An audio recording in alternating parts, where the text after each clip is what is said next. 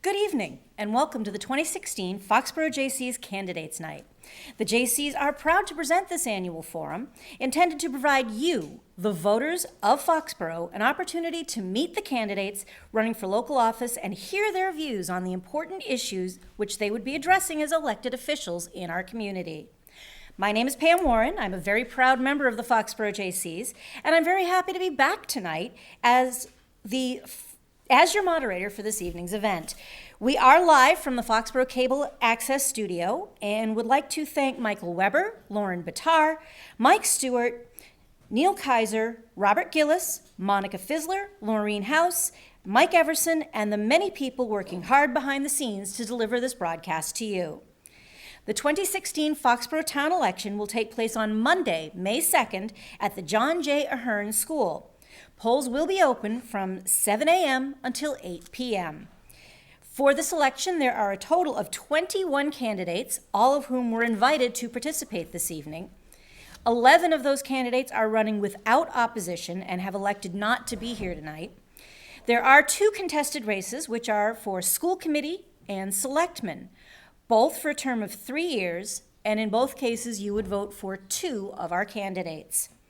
Now, not all of the candidates could be with us tonight, although all of the candidates for both contested races of Selectmen and School Committee are present. To begin, on behalf of the Foxboro Jaycees, I would like to commend all of these individuals who have stepped forward to make the commitment to serve our community through an elected office. The Jaycees applaud you for offering your talents and especially your time to serve Foxboro. Now, my role as moderator will be to ensure that things run smoothly, so first let me explain the rules that we will be following this evening. For the record, the Foxboro Jaycees as an organization cannot and will not endorse any particular candidate, nor can we espouse any particular political point of view. This is specifically prohibited in our chapter and national bylaws.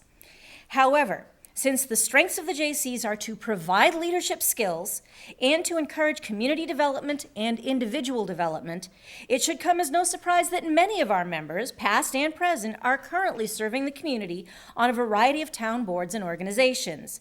Any actions or views expressed by those individuals are the views of the individual citizens and do not reflect the views of the Foxboro Jaycees as an organization. Also, I will not be asking the candidates these questions this evening beyond my duties as a moderator. We will leave that to our journalists, who I will be introducing shortly. Now, the format for tonight's proceedings is as follows. The candidates running for these contested offices, that is, school committee and selectmen, will each open with a 3-minute statement and then be asked a series of questions from our local journalists. For the question and answer segments, candidates will each have 2 minutes to answer the journalist questions, after which the journalist may elect to ask a follow-up question. If a follow-up question is asked, the candidate will then have 1 minute to answer that follow-up. Immediately after the question and answer period for a specific office, each candidate will have 2 minutes then to make your closing remarks. Candidates will be advised of time constraints by a timekeeper off camera, and warnings will be given to them as their time is close to running out.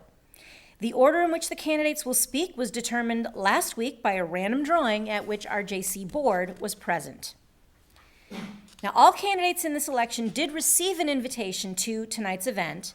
At this time in the program, we usually begin with candidates who are running for re-election or election unopposed and would like to introduce or reintroduce themselves.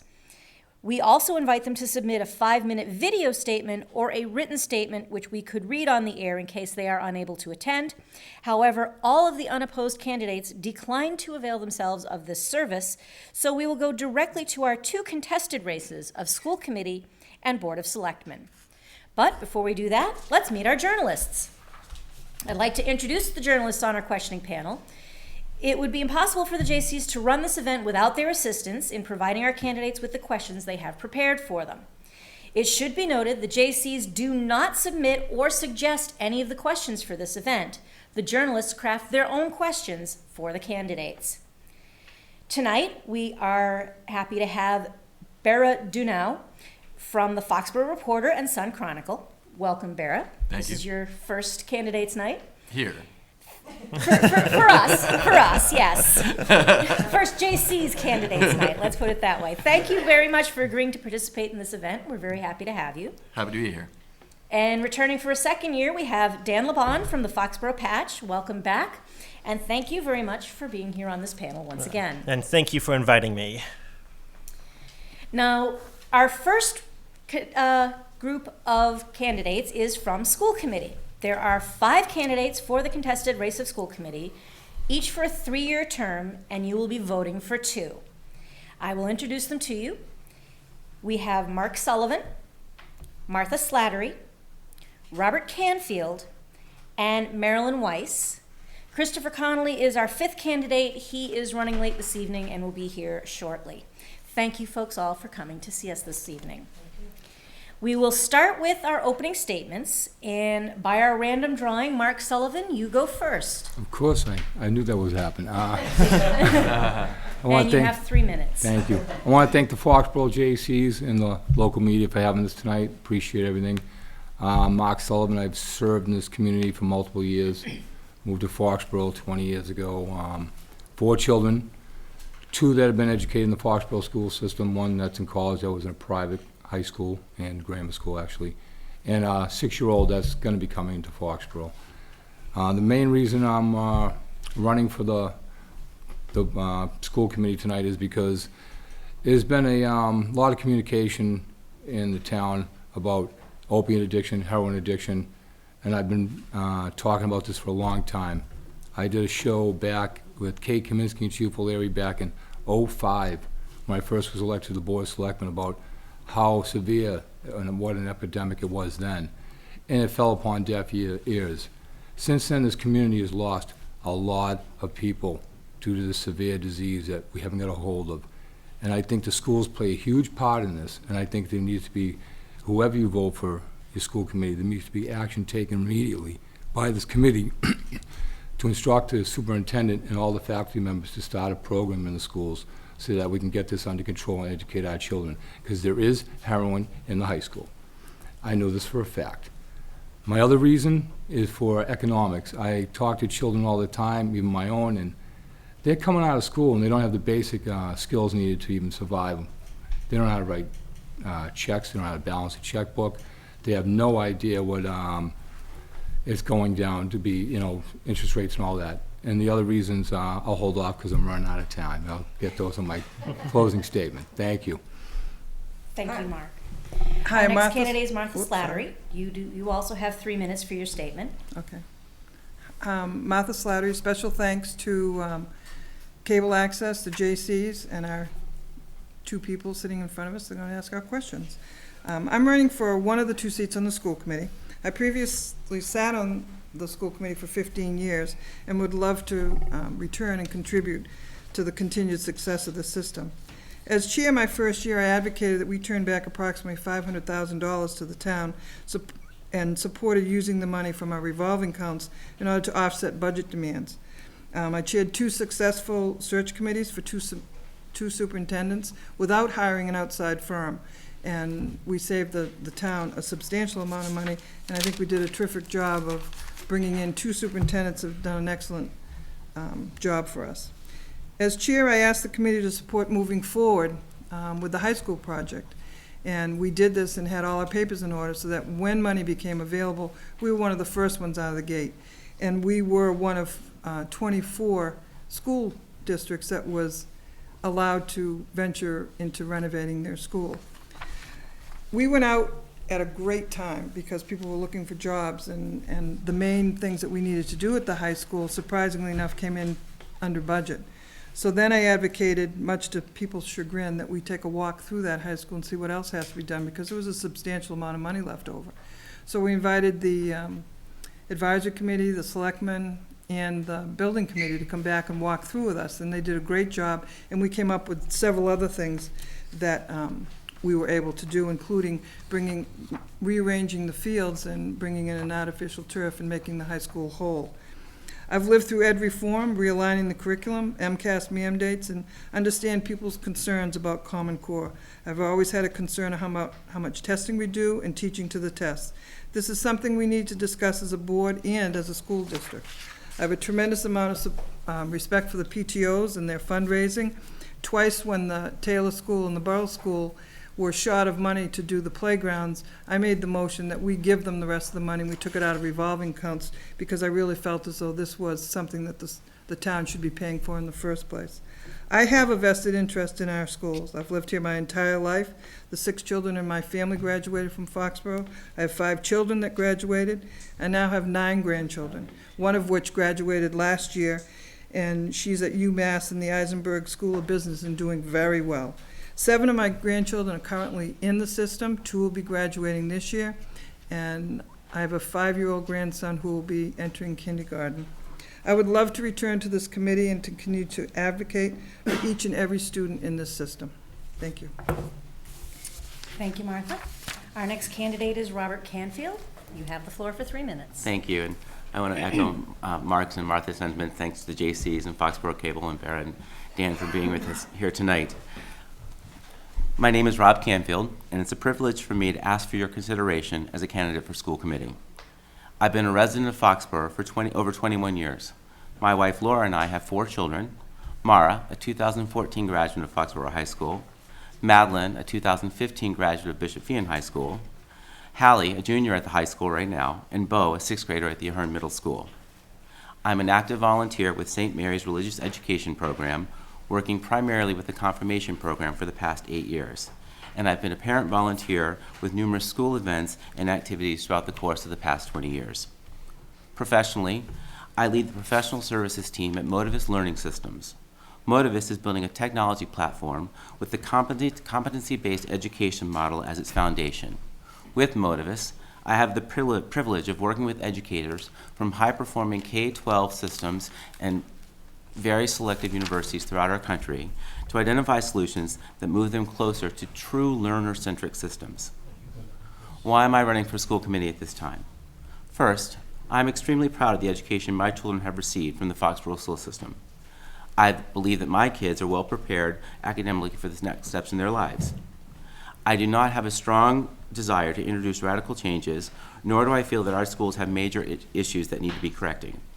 We live in a community that clearly values education, and our schools are funded to reflect those values. As a parent and as a resident of Foxboro, I want to understand how all the resources available to our educators are used to create opportunities for all the children in our schools.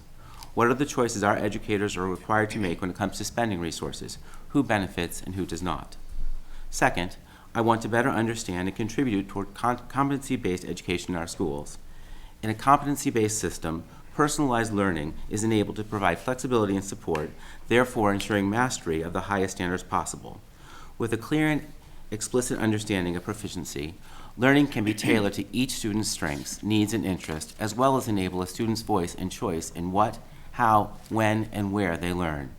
Learning outcomes emphasize competencies that include application and creation of knowledge, along with the development of important skills and dispositions. Most importantly, students receive timely, differentiated support based upon their individual learning needs. Finally, for more than 21 years, Foxboro has been a wonderful community to start and raise my family. I have seen and personally experienced how our community, schools, and families work together to create a strong, student-centric system. If elected to the school committee, I intend to give something back to the community that has given so much to my family and me. I will approach this opportunity with an open mind and a compelling desire to understand the fuller picture of how our schools operate, innovate, and respond. Thank you. Thank you. Now, Mr. Connolly has arrived, so we'll take a very short break and give him a chance to be seated, and then we'll continue with the statements from our last 2 candidates. And welcome back. We are meeting our candidates for school committee, and our next one up according to our draw is Christopher Connolly. Mr. Connolly, you have 3 minutes. You may begin. Thank you. I'm just coming from parent-teacher conferences, so I'm sorry for being a little late. I'd like to thank the Foxboro Jaycees, Barra, and Dan for having us tonight and giving us the chance to speak and present our ideas. I also want to thank Steve Uden for his years of service to the schools. My name's Chris Conley, and I'm a candidate for the school committee.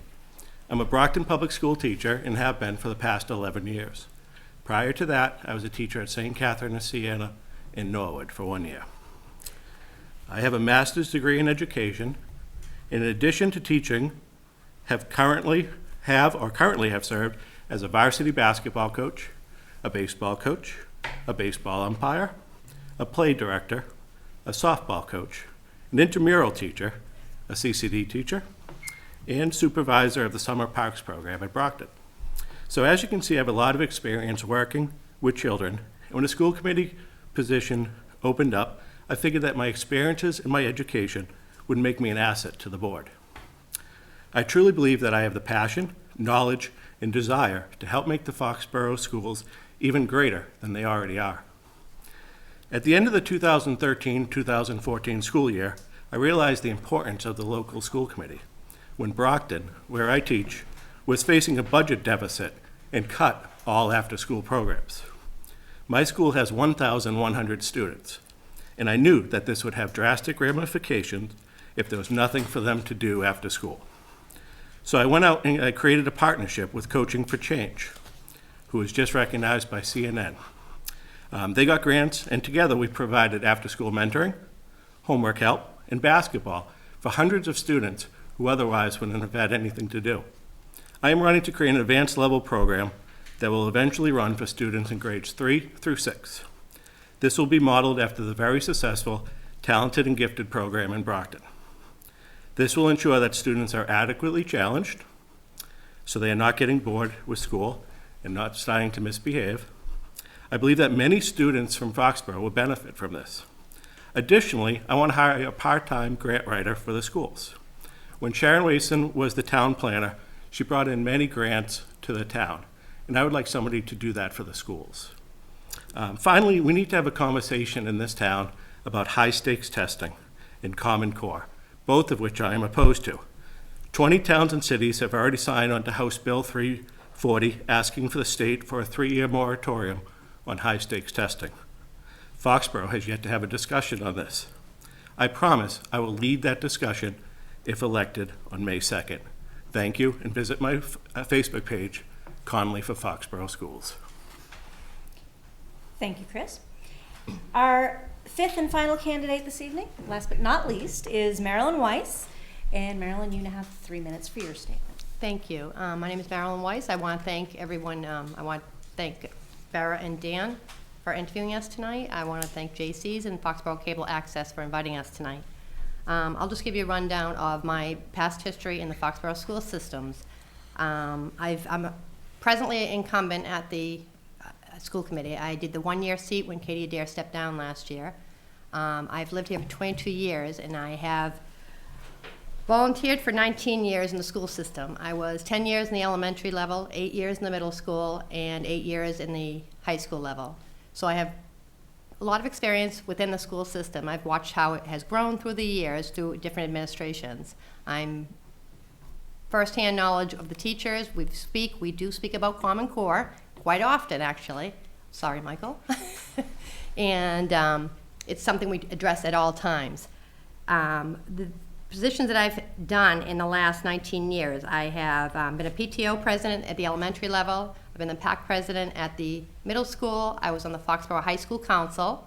I was the initiation of the superintendent parent leader group that has been in effect for 9 years now, where the administration meets with the leaders of all the boards and we corroborate. I was on the anti-bullying task force. I was on a hiring committee for administration. And most importantly, I was on the 3-year strategic planning board, which sets the tone for the school for the next 3 years, and we have goals set. The achievements that I've achieved this year, I went through training through the MASC. I have gone to educational programs to address new programs. I was on the subcommittee for the budget that we're presenting at the town hall on May 9th. I'm going to be on the upcoming subcommittee for the assistant eds for union negotiations. I participated in the revision of special ed updates. As I said, I attended the MASC workshops and reviewed the superintendent performance goals. It was a seamless progression from 19 years working behind the scenes to join the school committee. I think it was a very easy fit for me, and I'm learning constantly, in addition to my knowledge that I've acquired in the last 19 years. That's it. Thank you. We're now ready to begin our round of questions for the school committee candidates. Again, the rules are each candidate will have 2 minutes to respond to each question, at which time the journalist may ask a follow-up question, and the candidate will then have 1 minute to respond to that follow-up. Each journalist will ask 2 overall questions. Now, for the Q&A, by the rules of our random drawing, the next person drawn, which would be Martha, will go first with the response, and then, of course, any follow-up. For the next question, the first person would be Robert Canfield, and then so on. We'll round robin it so that everyone gets a chance to answer first, and we're all treated fairly. So, Dan, you will be the one to ask the first question, and, of course, Martha Slattery will respond first. All right, thank you, Pam. And I'd like to thank all the candidates for being here tonight. Probably the biggest educational issue in the state is Common Core. It's been controversial. It's been a heck of a talking point. So, as a candidate, where do you stand on Common Core, and how should Foxboro approach it? Well, I think you have to understand how this all evolved. You know, we had ed reform, and I was on the committee for that, and we came up with, well, we didn't come up with, the state came up with frameworks. And what was happening at that time was they wanted to make sure that every school within Massachusetts was on the same level. Because what happened was, sometimes when the kids went off to college, they didn't always have all the same things. And it was time for us to change the frameworks and the standards of what needed to be done within the state. What I never bought into and I never was part of or wanted was the MCAS testing. I really felt as though it really discriminates against public education, because if you're homeschooled, private schooled, you're in a parochial school, you don't have to take this test and you get a high school diploma. And yet all our kids will get, if they don't pass this high-stake test, is a certificate of that they actually went through the system. And I think it's unfair, and for anybody to think that we are not teaching to test, then they really should take a look at what's happening throughout the state. Because when MCAS first came out, I can remember sitting through a meeting where the teachers actually sat and went through every question on the MCAS to try and figure out why 30 kids got that question wrong. And it came down to wordsmithing. There was a word that was in the curriculum frameworks that maybe we didn't use when we were teaching that particular scheme of thoughts. So unfortunately, I think we need to take a look at it. But if you do away with Common Core, and apparently I think it's going to be on the ballot, you're still going to have the frameworks that we have in place. And surprisingly enough, Common Core was has the same standards that we have because Massachusetts came out with such high standards. So Common Core is across the country, but I think we need to take a look at it. I think the legislators need to come out and sit in the classroom. If you want to know what's going on with students, ask the teacher. We don't need high-stakes tests to know who's failing, who's not. Thank you, Martha. Did you have a follow-up question for Martha? Not at the moment, no. Okay, Mr. Canfield, your turn. Thank you. So, great question. Not surprised. What I've found interesting as I prepared for this evening and for my campaign in general is trying to understand both sides of the Common Core issue. I think in general there's a lot of misinformation that's out there. I think that we have to be very careful when we examine Common Core. Are we looking at the implementation of it? First, the first question you should ask yourself is, are you for educational standards or against educational standards? If you're against educational standards, well, then there's no implementation of that that's going to fit, in your mind, what a public education or what education in general should meet. If you like standards, then what is it specifically about Common Core that you don't like? If you look at the publicly available information and you compare Massachusetts' old educational standards to the current standards on Common Core, they are comparable, and in many cases there are additional standards and additional proficiencies that are outlined in the Common Core standards that were not outlined in the previous standards. I also think we need to understand what's driving Common Core. I was at a meeting last night, and someone who was speaking from a point of authority actually said that Common Core was federally mandated. Common Core is not federally mandated. It is a voluntary program that states can choose to adopt or not choose to adopt. So my real big concern is not, is it Common Core or is it another standards? My biggest concern is when we make a decision in November, are you making a decision based on the facts? Or are you making a decision based on misinformation that's out there? Thank you, Robert. Mr. Connolly? I think everyone knows where I stand on this. I'm 100% opposed to Common Core. I teach it. I'm familiar with it. I don't think it's best for Massachusetts. It was not set up with the same standards as Massachusetts, but it was set to try to meet the expectations of Massachusetts. And what has happened is other states could not reach those expectations, and the standards have lowered and lowered and lowered. And now we're well below what we were teaching years ago. It's made the curriculum that we teach narrower. It's placed more of a focus on English and math, which is great, but there's no Common Core standards for science. There's no Common Core standards for history. We've lost different programs that we could be doing, such as teaching kids how to use checkbooks and managing their own finances, because we're teaching to a test. In November, I believe it's going to be voted out. The polls are showing it's going to be going down 2-1, possibly 3-1. And when we go back to the standards that we had prior, they're going to be able to do different pathways, where the different local school committees are going to be able to choose the pathway that is best for them. As a teacher, I believe that I would be able to help Foxboro choose the best pathway. Because not only do I teach history, I've taught English, I've taught math, so I can help the town choose the best pathway once we reject Common Core. I quickly want to touch on the high stakes testing. The PARC test, I do not believe is set up to teach them or test them in skills that they will need for their life. I don't know how many times I have read 3 texts and written the author's purpose for 3 texts, and I don't see why that is what's being forced, what we're being forced to teach and test on. Thank you. Thank you, Chris. Ms. Weiss? Hi. Common Core was actually developed on the Massachusetts and California standards, and we are the highest ranking, I'm sorry, Mike, I keep forgetting to look at you. We are the highest ranking standards in the country.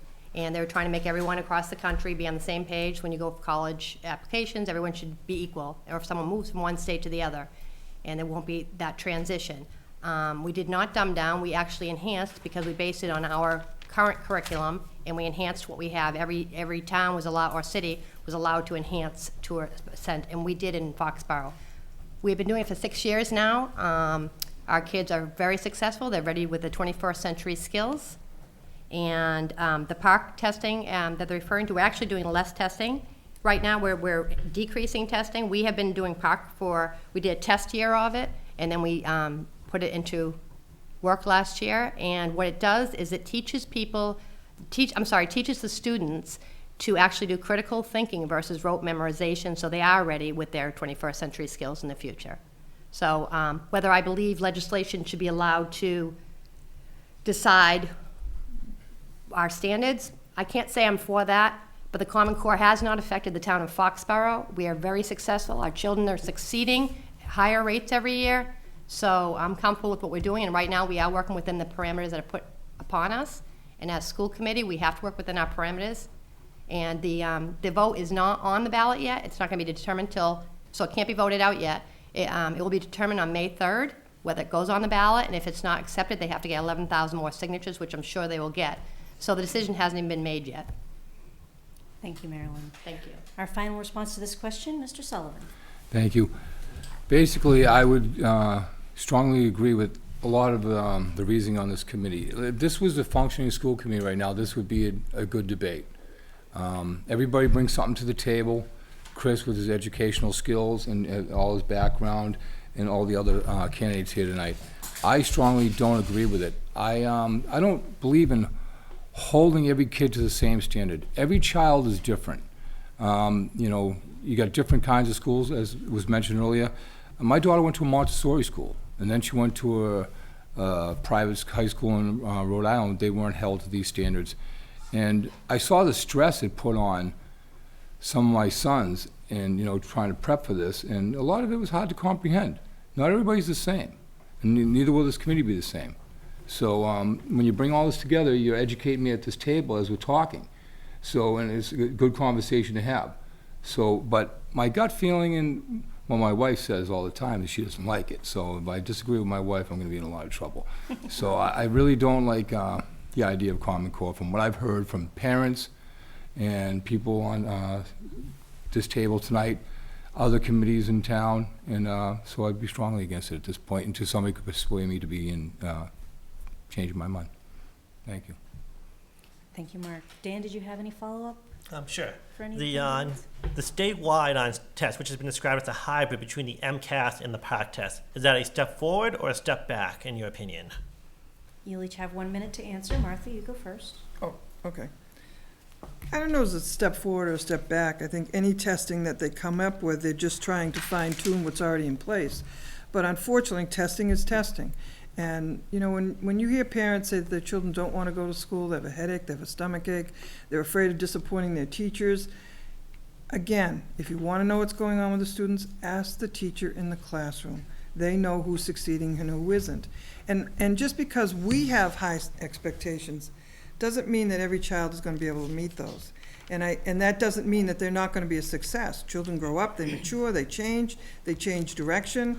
And I think that's what we have to encourage, is that not every child will go to Harvard, not every child will come out with a success in one area or another, but it doesn't mean they can't change the direction somewhere along the way. And they will be a success. And I think we have to help these children the best way we can. And I don't think we're doing that to some degree with all this testing. Thank you. Robert? My understanding when you compare MCAS and PARC is that the intent of those tests are different. MCAS had one intent, PARC has a different intent. So I don't think one is a step forward or step backwards. I think if you look at what the intent is of MCAS, and if we are sunsetting that, well then perhaps we're changing how we evaluate our schools, what we look for as proficiencies in our students. And if PARC moves us more toward a different type of measurement and what it's trying to assess is different, that's going to be a difficult change for some schools or for some students. Change is difficult. It can be expensive. It can mean there's, in the short term, that there are some setbacks to do that. But I think my understanding is really that the intent of those two tests are different. So it's hard to say is one better or worse. I think when you look at standards, you have to look at standards are a floor. They're not a ceiling. And the point of any of these proficiencies is, are the kids getting the proficiency that they need to be successful, to move on to whatever they choose to do for the next stages of their life? And if there is a better assessment of that, part of what I do in my daily work is look at what assessments are there to let schools and let educators reach a kid in the right way. I'm out of time, so you have to waive it next time. Thank you, Robert. Chris, your turn.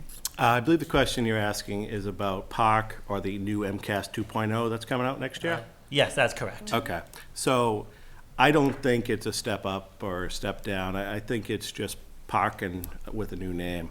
When I've gone to the different Department of Education meetings about MCAS 2.0, it seems to me like it's going to be PARC. It's just going to be rewrapped, renamed, and passed back out. I believe that we need to look into high-stakes testing. I don't know if high-stakes testing has been effective in Massachusetts. I think we need to take a step back. We need to look at it. We need to sign on with the 3-year moratorium to review how it's affecting the children and how it's affecting education. Thank you. Thank you, Chris. Marilyn, Hi. your response. My oldest is 23, my youngest is 18. Back when my youngest was in elementary school, they had testing. They didn't have graduation requirement testing, but they did have Terra Nova. There's always been some kind of standardized testing. Now they're just a requirement for graduation. When it came into place, the MCAS, people were nervous. We're like, oh, people aren't going to graduate. This is too much pressure. We all went through it. It was anytime this change, as it was said, anytime this change, it's painful. People complain. Until they understand the full use of things. The PARC that we did under testing last year.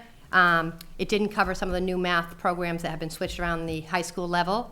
So what they have to do, it doesn't match the grades they take it in. So for the MCAS, they're actually taking the MCAS and the PARC and merging the two.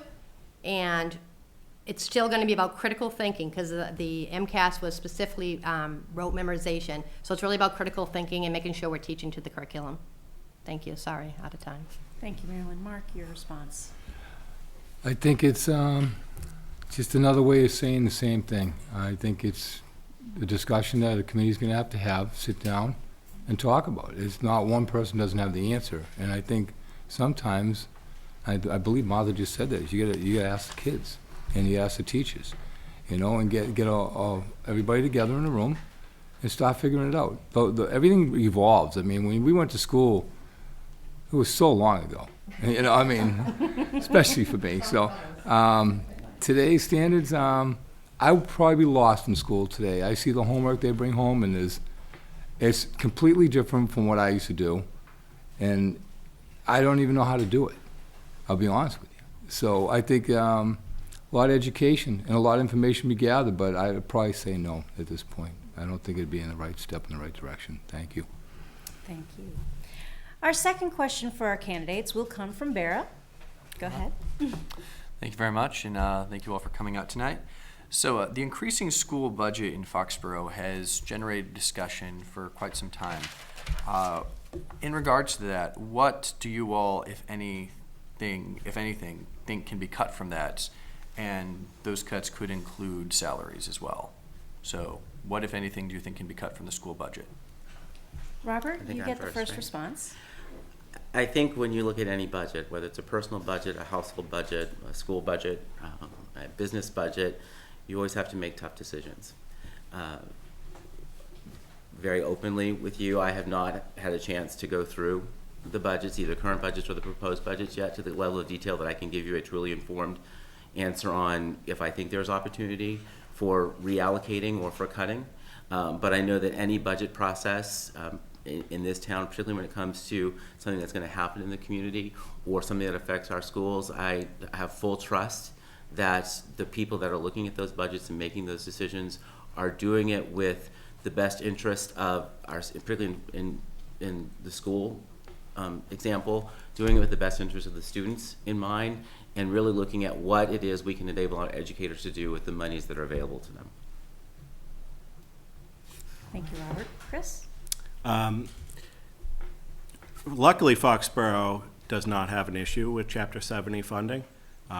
Where I teach in Brockton, the budget is a constant issue, bouncing from teacher layoffs yearly to having a surplus and hiring all these new programs and new administrators. Luckily, Foxboro doesn't have that issue.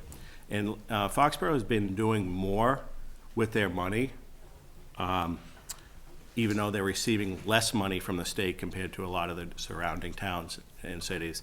So Foxboro's been doing a really good job handling their budget and doing more with less for a long time. So I do not see it limiting any programs, any staff. I like the fact that the after-school programs are completely free. You get to play sports for free. That's a great thing that this town offers. And I know that the full-day kindergarten is eventually going to be free as well, so that's great. Thank you. Thank you. Marilyn, your turn. Hi, as being a current member of the subcommittee for the budget, I can speak on this. We are asking for a 3.9% budget increase. We are having, I believe it's 29 people for special ed, and I'm not sure if everyone's familiar with how special ed works. It's a huge increase this year, and, well, for the upcoming year. A lot of people move into town. If you can't address their special ed needs, you have to send them out of town, which costs transportation. It causes a lot of financial responsibility. We do have quite an increase in it this year. And we are extremely fiscally responsible. We went over with a fine-tooth comb many, many times, and we did approve it at the school committee level. It's kind of an unfair question to the rest of the members because they haven't had a chance to see the budget. I don't have it in front of me. Even I can't say verbatim exactly what it is, but we are extremely fiscally responsible. Bill Euchner is amazing.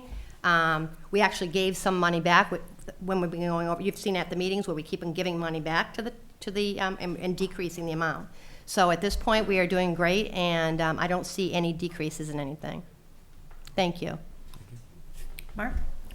This community has been served for so many years and decades. You go back to Vin Igo and many other people that have put their families behind second to trying to, volunteer for this community. And I could name dozens of people that have just done a phenomenal job. I mean, these are not paid committees to be on, school or selectmen. And I tell you, the work is tough. I've seen the school committee budget go from 68 to 72% of the town's income, because I've worked with the town's budget many times. And it's always a good discussion. Where's the money gonna go? What's gonna happen? Who's gonna be left out? But because of the way this town has been run, has not been living on a credit card forever. We've, the overrides just for operating costs, I don't think we've ever even had one. And that's the goal. You survive within your means so you can control the future. I've seen other towns just totally take off and have an override for an operating budget, which is living life on a credit card, and then the next year, you still get that same issue. And we've been fortunate, we've had great people. And that's, I swear, anybody here sounds like they do a great job in this committee, because they all sound like they could run, a household budget. That's all you can do. You can run your household budget, you can run your home school committee budget. Just think the same way. Thank you. Thanks, Mark. Finally, Martha. For the 15 years that I sat on the school committee, I always advocated that each and every budget should be student-driven. What the students need is what we should be, that's where we should be putting our money, okay? When it comes to salaries and increases, I think administrators and everybody else have to lead by example. You can't turn around and ask the people who work within your system to take a 1-2% increase, and then somebody turns around and gives you a bigger raise. And that's on the town side also. That flies in the face of reason for me, okay? We have a situation in town where we have a charter school in town, and a lot of our money goes there. And unfortunately, because we didn't have full-day kindergarten that was paid for, the charter school did have full-day kindergarten, and the funding formula, I've always had a problem with it. Because what it costs you to educate an elementary child versus one in high school is two different things. And yet, the money per child that goes with that child is across the board. And that's not fair to us, because that funding formula needs to be reallocated. We would have no budget problems on the school side if we didn't have a charter school in town. And people can go wherever they want to go. I don't have a problem with that. But people don't realize that we also have to bus those children. And that's an added cost for the town. So it does, there are pluses and minuses of having a charter school in your town. And unfortunately, some of the money is going there. But, we're very fortunate in Foxboro that people have gone along with our budgets because they know it's about the students. Thank you, Martha. Did you have a follow-up question for the candidates for this question? Yeah, I guess the follow-up thing is that what part of the school budget, if any, would you like to see an increase in, either through reallocation or through trying to get grants to increase? Robert, again, you answer first. Sure. Again, not having seen the proposed budget, it's a little bit where I tend to have a lot of questions with what we've been doing in the past several years is where we're spending at the middle school level. I mean, I think that's probably and I think when we spoke before, that's what I said to you as right. well. I want to understand more about what kind of resources we're bringing to that. That's such an interesting age in the way that we have chosen in Foxboro to mix 5 through 8. I think there's a lot of opportunity there, so I want to understand, are those kids in particular getting the right resources? Thank you. Chris, 1 minute. Okay. The key to any good education is small class sizes and an engaging teacher. So if we could reallocate any money, it would be going to hire more teachers. That's part of my program, if I'm elected, with a part-time grant writer, to fund certain positions so we can bring in more teachers, which will lower our class sizes. So if I had the money, it would be going to make the class sizes smaller and hire more teachers. Of course, I'm biased as a teacher. Thank you, Chris. Marilyn, your response. Again, as a person that was on the subcommittee, I don't look to increase it. We've gone over it with a fine tooth. We have exactly where we need it to be right now. And to what Chris just said, our class sizes are extremely small. Our elementary level is 18 to 22 average, and our high school and middle school is 22 to 24. So we're doing great. We do not need to hire any teachers at the time. Our technology is up to date. We have all wireless everywhere. As I said before, we are very fiscally responsible. We're known for that, and we're looking for the money for the full day kindergarten we're trying to implement. We're trying to decrease it a year. We were up at 4 years. We're trying to do it by 3 years with the revolving account and the money we're asking for. Thank you. Thank you, Marilyn. Mark?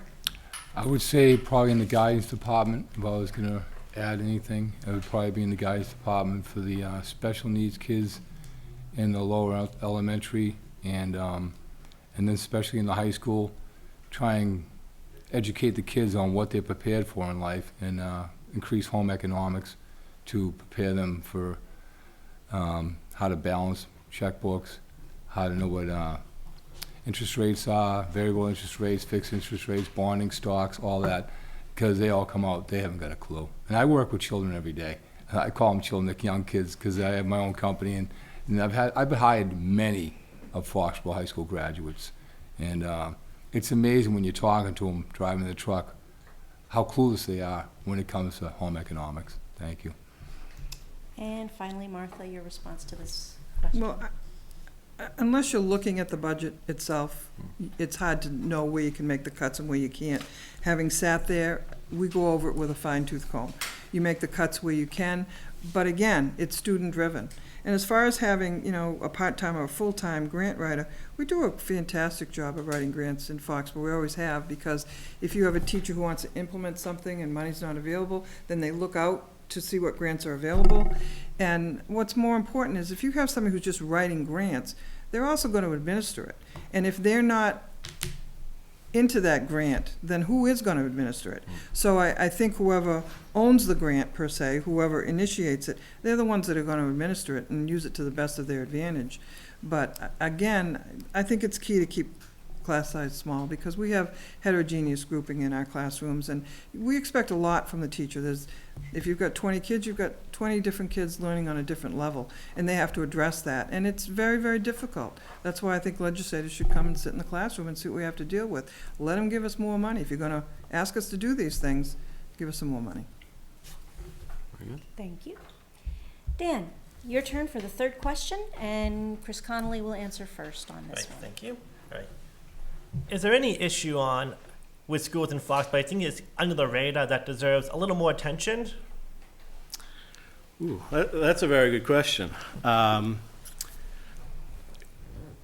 believe that the Foxborough schools are great. I think the school committee is doing a great job. I believe what Mark has been talking about during his campaign about the opiate issue, there are programs out there that could help the students. And I'm not saying Foxborough has an issue with that in the schools, but there are ways to address that. At my school, I brought in a program called No First Time. And what that was, it was parents who lost their children to overdoses. And it all started with a prescription drug. And these parents that lost their children, they weren't from Brockton. They were from Sharon and Easton and towns like that. So if it's happening there, it can happen here. So I believe that Mark is actually right, and we should be addressing that more in the schools. But that's a tough question. Thank you. Can you repeat the question, Dan, please? Sure. Is there an issue in the school system that you think is not getting the attention it deserves? I think every school system, including ours, there's always room for improvement. Our technology has been our main focus, and we have been since we've hired Aaron Heyer, no pun intended, that's his name.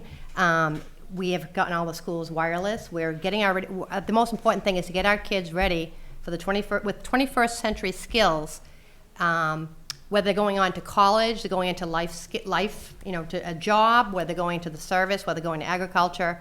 No matter what our children are doing, they have to be ready for the future, and that's our goal. I have a whole list of strategic plans here of where our goals for the next 3 years.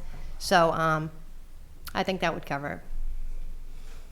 Thank you, Martha. Mark? It's obvious, it's my main reason for being here tonight. Alcohol, drugs, opiate, and heroin are in the community, they're in the school system. The kids, and it's not just the kids, there are parents that have these addictions, that have children. And typically that's what happens, is they follow them through, and they'll become one themselves. I've witnessed it, I've seen it. It's not just this town. This town just needs to wake up. It's been hiding its head for a long time, thinking that there's no issue. And until you hit the streets, you'll understand how bad it is. Because I am on the streets every day, and I work with these kids that are I've worked with kids from 15 years ago that have graduated. I've seen great kids go to the military academy and graduate and become officers in the Army. I know a child that was valedictorian from another state that is going to med school that is a heroin addict, and she was a heroin addict in 10th grade. So if you think it's not here, keep fooling yourself, because it is. Thank you. Martha? I'm a nurse practitioner, so I'm kind of out in the trenches, and I see a lot of this with patients with whatever. And I have to agree with Mark that you can't bury your head in the sand on this issue. I think we have to be much more proactive. Parents have to be more proactive. You know, what they see and hear at home, what we see in the community. You know, unfortunately, when I first started and child abuse was an issue, it was like unless you were 100% sure, you couldn't open your mouth, because if you did, then you would get sued. And I think things should be the other way around when it comes to abuse.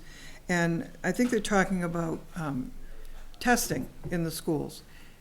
Honestly, I think it's a great idea. And I think if there's something that you suspect or you want to address with a student, when you see a change in their behavior, a change in their grades, we need to be on top of this. You don't want to find out 2 years from now that what you suspected 2 years ago is in fact a reality. So I think we have to do a lot more. I think we have to do a lot more when it comes to career. These kids graduate from high school, and every year I ask them when they're going to college, so what are you studying this year? And it's like nobody knows what they want to do. They go through high school, but they, you know, from the time I was a little girl, I knew I'd be a nurse someday, but these kids don't seem to have that. And I don't know whether it's because we're not good role models for our kids, I don't know. Or do they hear us talking about jobs that we don't want to be at? My mother was a nurse, I'm a nurse, my oldest daughter is a nurse. They see the love and what you do, and it carries on. And I'm just kind of taken back when somebody graduates from high school and has no idea what they want to do with the rest of their lives. You know, there's not long lines for Greek mythology majors. And a liberal arts will allow you to come home to your parents' house again, and I have no problem with that either, because I love my kids. But we need to do more with career, and we need to stay on top of the drug issue. Thank you, Martha. Finally, Robert, your response to this question. Sure. What has been really eye-opening for me, as I've become more informed, is the amount of effort and resources that our schools put into community support, whether it's addiction issues, abuse issues.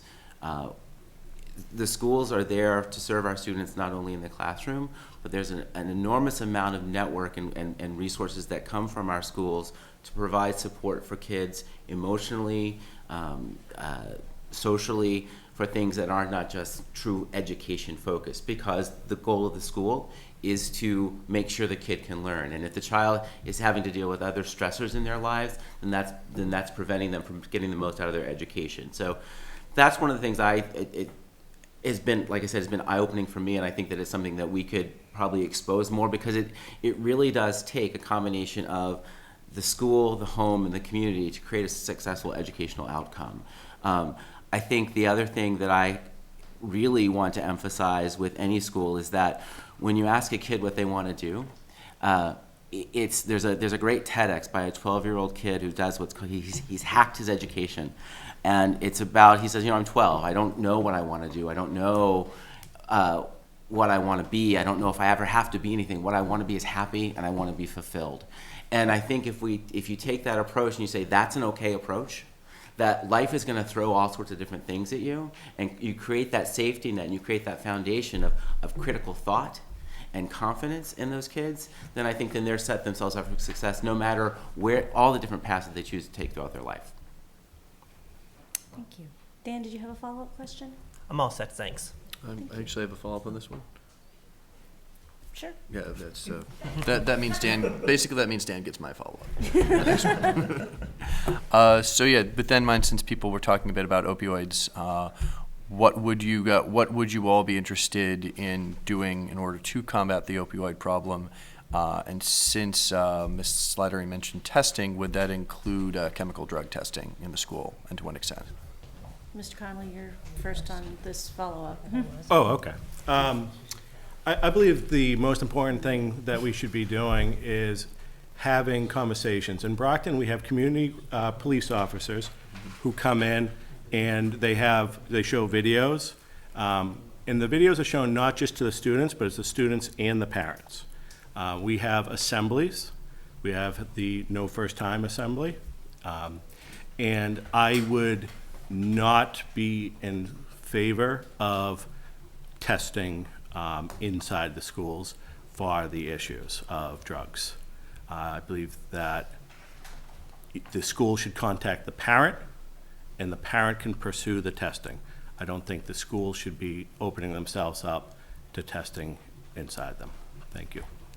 Marilyn, your 1-minute response? Yes. Currently, we do have Officer Azevedo in the high school level. We also, Linda Mealy, as anyone who's been following the school committee, we discussed this a few weeks ago. Linda Mealy is heading up a group to discuss this, and we are going forward with it, so we are actively pursuing it. Jim DeVillis came in and presented about maybe 2 months ago, or a month and a half ago, and we're getting together a team on the school end. So we are actively pursuing this. I actually have a couple of relatives that are addicts, so I have gone to some of these opioid meetings. It's a very, very serious problem right now. I've seen people dying. I know quite a few people have died from this and are actively in treatment. So I'm very passionate about it. And the fact that we're going forward in the school makes me very happy that we're actually pursuing it. And Melissa Lynch, who's on our school committee as a student, she was saying if we had speakers in, which I've seen before for sports, like right before sports, people will come in and discuss things like that with us, drugs and addictions. Thank you. Thank you. Mark? Well, I believe it's up to the parents at this point in time to test their children. I don't think any parent should be ashamed to approach their child and say, you know what, you're coming in later, your studies are falling, you watch the signals, you look for the signals. You gotta watch children. As Martha, when we talked earlier, before this, it ain't just about the schools, it's about the community and the parenting. But the thing is, there's a lot of bad parenting out there, ladies and gentlemen. A lot of horrible parenting. I see it all the time. A bad divorce, the kids left home alone all the time. You see the house everybody's hanging out in, and that's where it all comes down to. So it's up to the parents, and if the parents, once the law gets involved, then it's out of your hands. So you better figure it out quicker, because you want to figure it out before it's too late. And you don't want to see any kid that age become an addict, because it's a lifelong struggle. So we'll have the discussion at the school committee table and see what we can figure out as a community. Thank you. Thank you. And finally, I think unfortunately, because of the high testing that we do, the stress that we put on these kids, I'm not making excuses for them. I'm just saying that unfortunately when a child can't cope for whatever reason, sometimes they do turn to drugs. And it's not because of a bad home or bad environment. There's a lot of things that come into play. But I think sometimes you have to understand that you don't live through your children, you live for your children. And I think some of the expectations that maybe parents or anybody else puts on your child is undaunting sometimes. But I think we have to be the eyes and the ears within the school system. You're going to see the child that's falling asleep in class, who's showing up late, whose tests and grades are failing. That's a red light, and somebody needs to address that. You can't just bury your head in the sand. It's there, we need to address it. But we need to allow the parents to understand that we're concerned about your child. And if they don't do something about it, then we've always had a police officer or somebody within the schools, and they're the ones that need to help step in and guide us as to how we can protect this child, because they can't protect themselves. thank you, Martha. Robert, you get last word on this one. Wow, lucky me. So I'll answer the second question first. I am not a proponent of unmandated testing. I think you're right on that line of violating someone's civil liberties to do that. I certainly think with the appropriate approvals, if that service is available, that's great. But I would say that random testing without some type of consent or approval in advance is necessary or even justified. I think what I would say in this, because I agree with everyone else, I think we can't turn our backs to it or assume that we don't have an issue or that the issue isn't, on our doorstep. I would look at really a public health model. I spent several years working for a not-for-profit in children's healthcare quality improvement, and it was all about evidence-based interventions. And I think if we look at any type of addiction, whether it's in the child or whether it's in the home, you have to look at the evidence base and how you can use education programs and intervention programs to try to be proactive in how you work with that situation. Thank you. Bara, our fourth and final topic of discussion is your question. Oh, great. And Marilyn gets the first response. So, on a lighter note, one of the great things about Foxboro as a community is that there are a lot of extracurriculars here, both on the sports side and outside of it.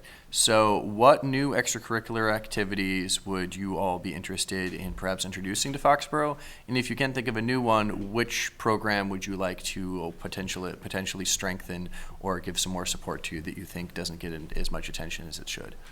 I'm really excited about the new DECA program that we just put together. Mr. McCabe is the advisor for it, and Mackenzie Anderson started the ball rolling last year. We've been trying to do this for about 5 or 6 years when my daughter was back in high school. And it's high schools competing against other high schools with their business plans. There's all different levels, and there's leadership skill programs. Our students just actually went for the first time as a competition locally, then they went to the States, and now they're being invited to Tennessee to compete in the nationals. That's a fabulous learning curriculum for the children, extracurricular for the children. I think it's really great to listen to the children, to whatever they bring forward, and take them seriously just like this, and let them lead. We have unbelievable amount of extracurriculars. There's a niche for everyone in our school. If it's not, there's always an open door for them to come forward and start something. It's a matter of getting the advisors on board, getting a teacher to commit to it. Thank you. Okay. Mark? Foxboro's town is based on volunteerism. It's always been like that since I've been here now 20 years. An outreach program with students going out to help lesser communities. I've seen projects where, we'll go with a group of kids and we'll help build a house for a day. It gives them a hands-on experience with that. You see a lot of that in the inner cities of Rhode Island. It was kind of entertaining to see my daughter with the tool belt on, trying to figure out how to run some equipment. But, seriously, my daughter in her high school put 2,000 hours of community service in through her high school career. And then you talk about the face painting on the common, McGinty Fun Day, and we can go on and on and on. Again, she'll flash the time card at me.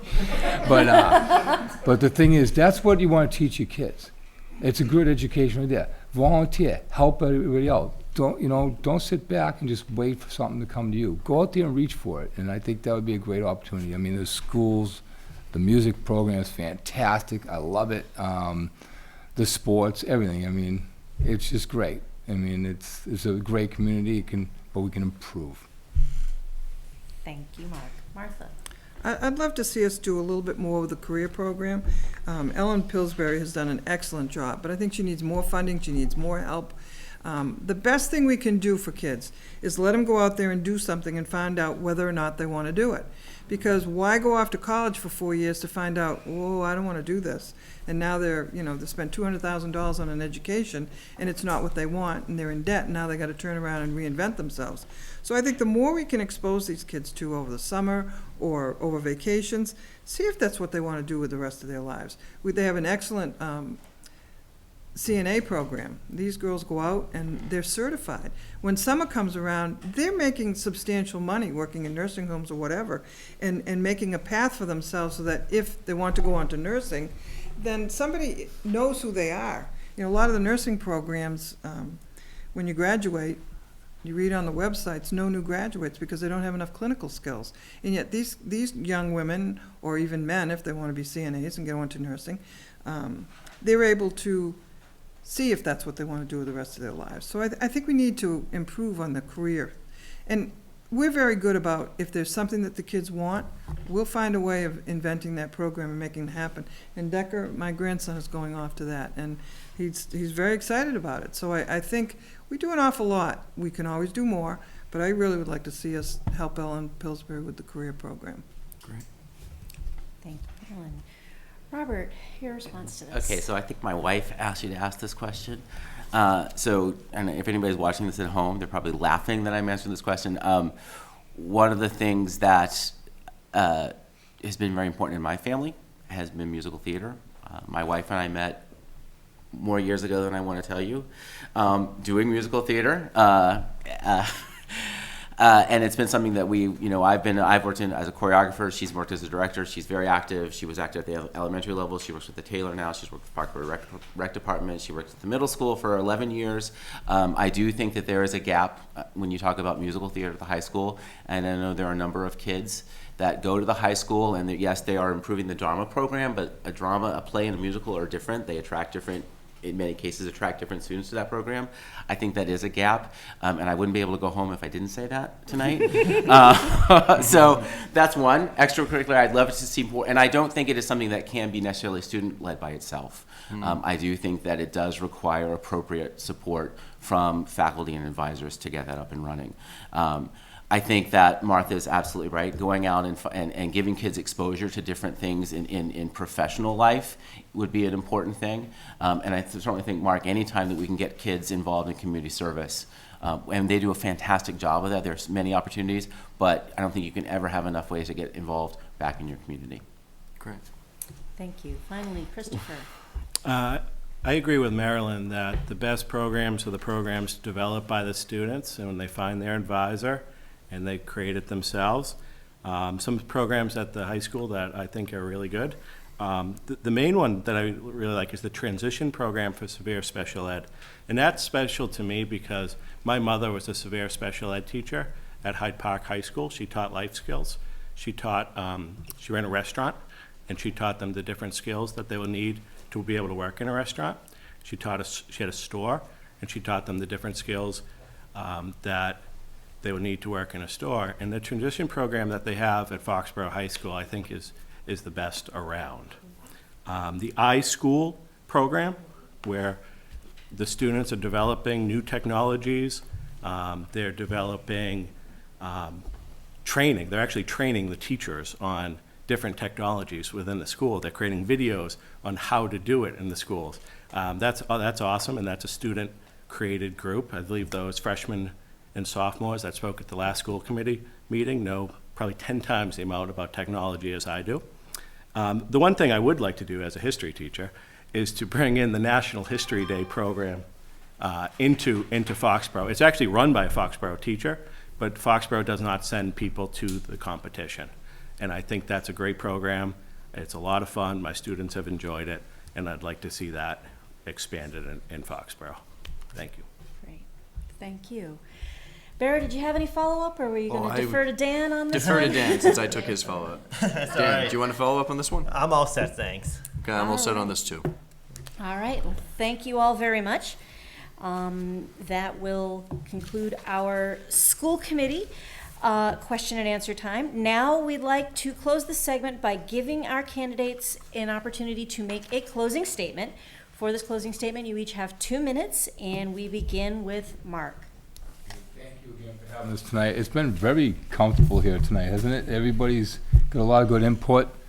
It's a good group of people. I think anybody here would be great on the school committee or re-elected to the school committee.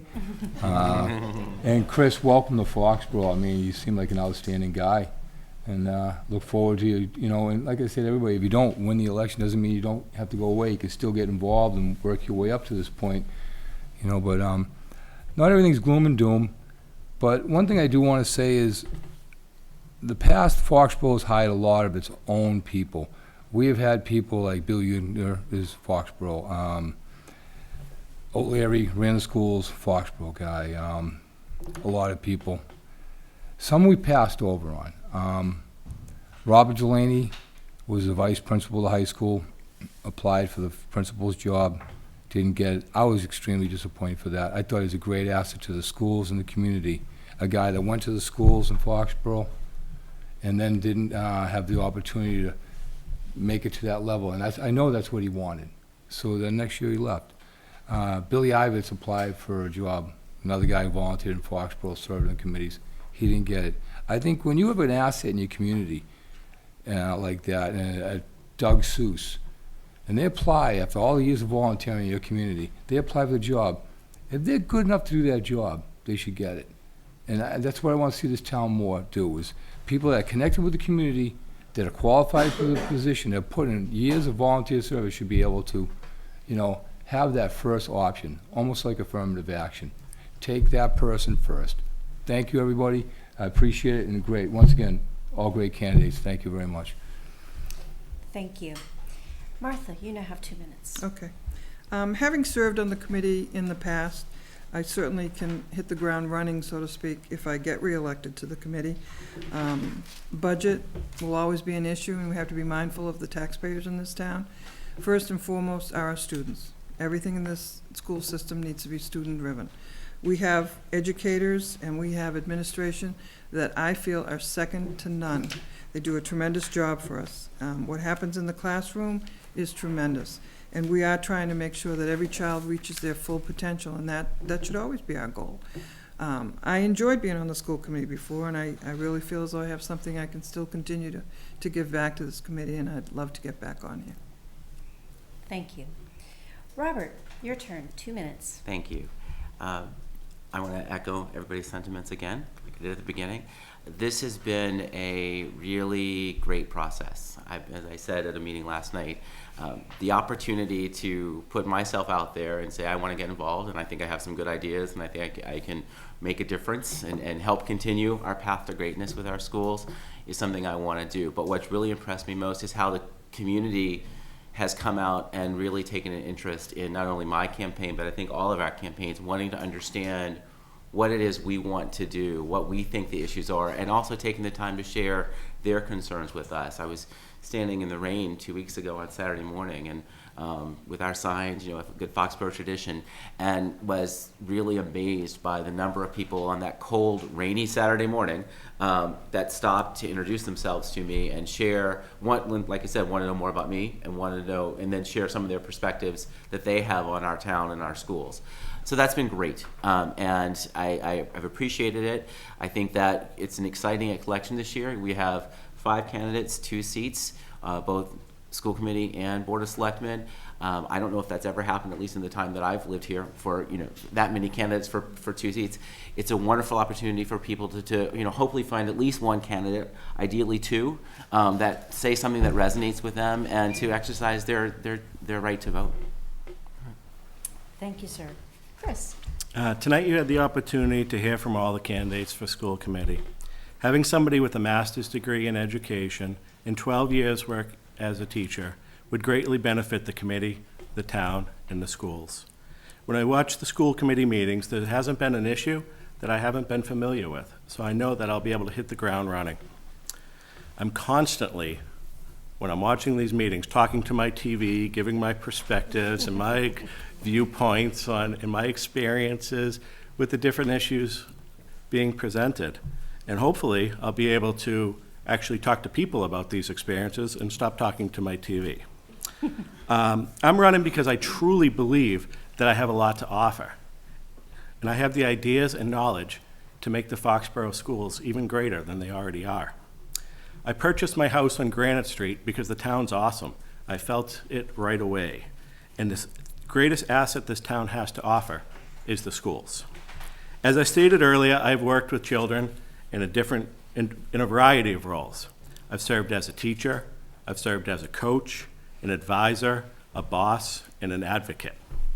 Those experiences will help me help every student in Foxboro in different ways. If elected, I want to create an advanced level program for students in grades 3 through 6, so they're adequately being challenged. I'll bring a part-time grant writer in to bring in new programs and to save the taxpayers money. And I will lead the conversation to get high-stakes testing out of our schools so we can study the ramifications of it. And I will lead the fight to limit the mandates of Common Core. I ask for your vote on Monday, May 2nd. Vote for a teacher. Vote Chris Conley for school committee. Thank you. Thank you, Chris. And Marilyn, you have the last word. Thank you. When we moved here 22 years ago, we moved here for the school system, and it has improved drastically since I've been here. With my children having a 5-year gap, I see the differences. My daughter is extremely successful. She went to RISD and Brown, took classes at Brown, business classes, and she's now working for corporate Microsoft. And that's due to our art department. She's a user design for the cloud, Xbox, and all their apps, Microsoft's apps. My son is being accepted to very prestigious business schools. We're narrowing it down. We have a couple more weeks. Our school system has done nothing but made them successful and getting ready for the 21st century. My strategic plan objectives for the following 3 years that if I were to be reelected, would be to continue to offer dynamic learning experiences within a rigorous curriculum that promotes critical thinking, creativity, communication, and collaboration, and it fosters high levels of achievement for all students by preparing them to be responsible global citizens no matter what their future choice is. I have absolutely no agenda. I will have no more kids in the school system anymore. I have never had an agenda. I am open to any ideas. I can see two sides of the story and weigh them. I do have the experience within the school system. I've worked with all of your children. I go back to the middle school for programs every year, and I help out the elementary school. I'm still part of everyone's school system. And I want nothing but the best interest of our children, and I want to work within the parameters that are set for the school committee and go forward from there. So please re-elect me on May 2nd, Monday, May 2nd. Marilyn Weiss for school committee. And thank you all. I'd like to thank all 5 of you for taking the time to come here this evening and participate in our forum, and wish you all the best of luck on May 2nd. We'll now take a short break. And when we come back, we'll introduce our candidates for the Board of Selectmen. That vote is for the positions for 3 years, and there are 2 seats open.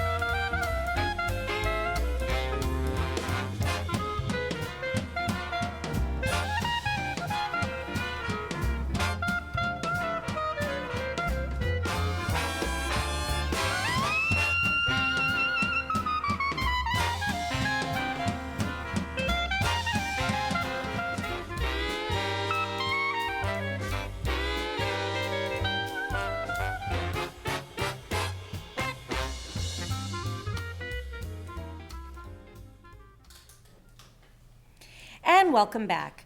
We have 5 candidates tonight for the contested race for the Board of Selectmen. There are 2 seats available, each one for 3 years, and you, of course, vote for 2, and I will introduce them all to you now. Beginning with Mark Elfman, Mark Sullivan, James DeVellis, Stephen Sloan, and John Gray. Good evening, gentlemen. We'll start with our opening statements, and by random drawing, Mr. Elfman, you begin with 3 minutes. Okay. My name is Mark Elfman. I'd like to thank the Jaycees and Foxboro Cable Access for putting on this candidates night. Pam, Bera, and Dan, thank you for going over, asking us the questions. I've called Foxboro home for the past 27 years. I'm married to Linda, a lifelong resident of Foxboro. We have 2 sons, Tyler, a 2013 graduate of Foxboro High School, and is presently in his 3rd year of pharmacy school at URI, and Dylan, who will be graduating Foxboro High School this June. He plans on a career in engineering, but has yet to pick a school. I myself am a small business owner in town, and have practiced chiropractic in town for the past 27 years. Over the past 27 years, I've served on a number of boards and committees. I was first asked many years ago by Chief O'Leary to serve on a board called the Foxboro Youth Coalition. That board isn't around anymore, but that board was the board that brought the first Foxboro High School all-night graduation party to Foxboro to make a safe environment for the kids after graduation. Even before I was married and had kids, I was dealing blackjack at the 1 to 3 shift at the all-night graduation party because everybody looked at me saying, I didn't have any kids. You take the 1 to 3 shift. My wife and I, who was my fiance at the time, pulled that shift. And as you can know now, what a great program that is up at Patriots Place now. I was also asked, again by Chief O'Leary, to join another committee years ago, Red Ribbon Drug and Alcohol Awareness Night, which is still on the Common every year. I've been chair of the Taylor School Spring Fling. I've been on the board of directors of Foxboro Midget Football. I served on the Foxboro Touchdown Club, having been its president for the past 3 years. I've been a medical volunteer at the Foxboro High School for the past 25 years, and proud to be a part of Coach Martinelli's staff. On a state level, I've served on the board of directors of the Massachusetts Chiropractic Society, serving as president for the last 2 years. I was appointed by Governor Mitt Romney to the Board of Registration in Chiropractic, having served on that board for 5 years. More recently, I've been appointed by Governor Baker to the Healthcare Services Council. As you can see, I've spent many years working in conjunction with other committees and board members. That is my goal, if elected to this board, is to work with the other boards of selectmen to steer the town of Foxboro in a direction that would benefit everyone, both business and townspeople alike. Thank you. Thank you, Mark. Our second speaker is Mark Sullivan. You have 3 minutes. Thank you for Jaycees holding this debate, local media being here. I appreciate it. As I've said before in the paper, on the Bob Hickey Show, my main focus is to try and educate this community on the opium addiction, heroin addiction, and other drug-related issues that we have in this community. It's been an epidemic for years. I first spoke about it back in 2005 on the cable access with Chief O'Leary and former school committee member Kate Kaminsky. And at that point in time, it was pretty bad, and now it's really bad. It's killing our children, and it needs to be stopped. I've asked the board publicly twice to get started with some funding at town meeting to bring a person forward in the Board of Health so that we could have some place for the residents to turn if they were addicts themselves or somebody they knew was addicted. Presently, there's very few places to turn for these people. They have nowhere to go. So basically, I would ask that a town of 60 million plus year revenue for taxation or operating fees for this town put together a small amount of money I think Randy Scollins is a pretty bright guy. He can figure out how to do it. And hire somebody that will collaborate with the Board of Health that had an education on how to help people like this, because it's not going away, as you can see. Just yesterday, the federal government announced, not just yesterday, $800 million to fight this disease.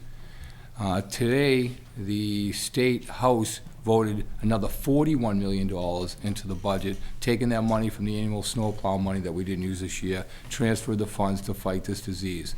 I think Foxboro can handle $60,000 to $80,000 a year out of a $60 million budget.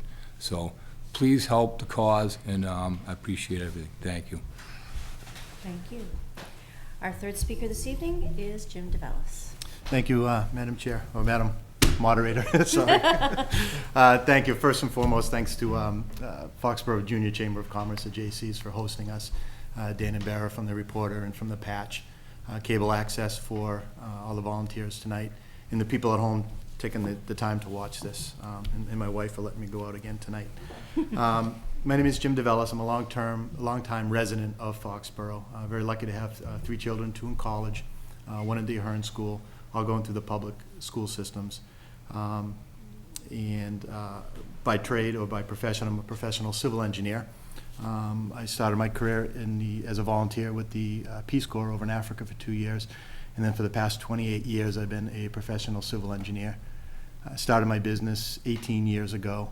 And, you know, everywhere in between, you see me on the fields coaching or around the community. I love Foxboro. Very lucky to have my family raised around nieces and nephews and cousins in the town of Foxboro. The skill set that I bring as a selectman, I've been for the past 6 years on the other side of the table. Just like I represent my clients, I feel like I've represented Foxboro with those same professional skills. We've had a lot of changes over the last 6 years. Since I was a selectman in Foxboro, we've got a brand new management team going on their 2nd year. Professional staff. We've taken the time to redo a lot of the contracts. Our health insurance policies have all changed. We've restructured every infrastructure department we've had into town into one streamlined Department of Public Works. Our bond rating is the highest it's ever been, and we're paying off our debts early. So I feel I've contributed a lot as your Foxboro selectman. I'm very comfortable speaking about Foxboro at the state level. I sit in living rooms with people, and I enjoy serving over the last 6 years.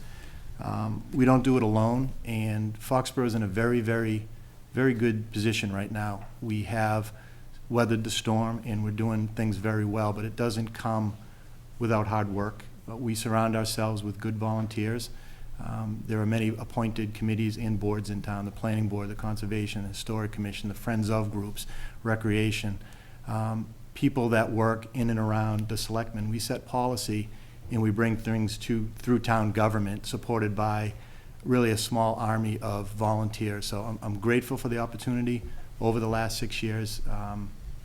I hope in May people feel that I've done a good job and will continue to support me over the next 3 years. Thank you. Thank you, Jim. Our fourth speaker is Stephen Sloan. Hello. Hi, my name's Steve Sloan, and I'm volunteering my time to run for the 3-year seat on the Board of Selectmen. Now, at the time, there was only Johnny Gray and the guy named Bob Poley that were running that had tickets pulled out. So I made it 3 to give people a choice. It's not just a walk-in. Plus, in my shed, I had signs from 2011 that had "Vote May 2nd" on them. My sign, so I thought it was a sign to run. And then it got crowded the last hour. Jimmy jumped back in, Doc jumped in, and then Sully flew in. So it got really crowded. So I have a tough road ahead of me. I'm running against 2 incumbents, an ex-selectman, and a guy that's fixed probably everyone's back in Foxboro, or neck, right? But anyways, I'm going to go with it. We'll see what happens. All right, and let me finish. I live at 4 Morse Place with my wife, April, and my daughter, Samantha. I have lived in Foxboro my entire life, as have both my parents. I'm a 2nd generationer.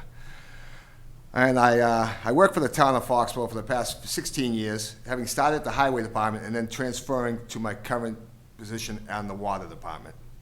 I guess you could say that I'm a true townie. Having lived and worked here in town for so long, I've met many different people and have listened to their concerns and ideas. If elected, I would like to work with some of the other volunteers to try and come up with a plan to lessen the burden of property taxes on some of our senior citizens.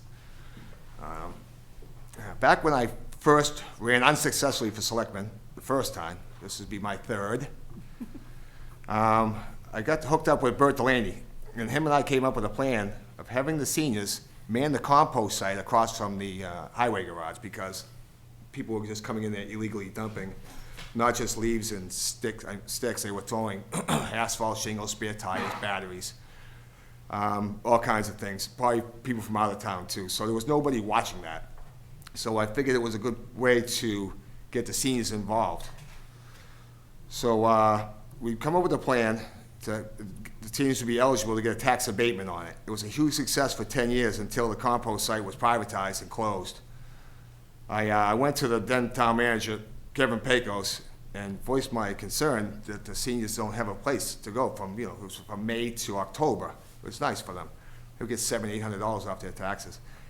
And I was told that they would find alternative ways to keep the senior program in place.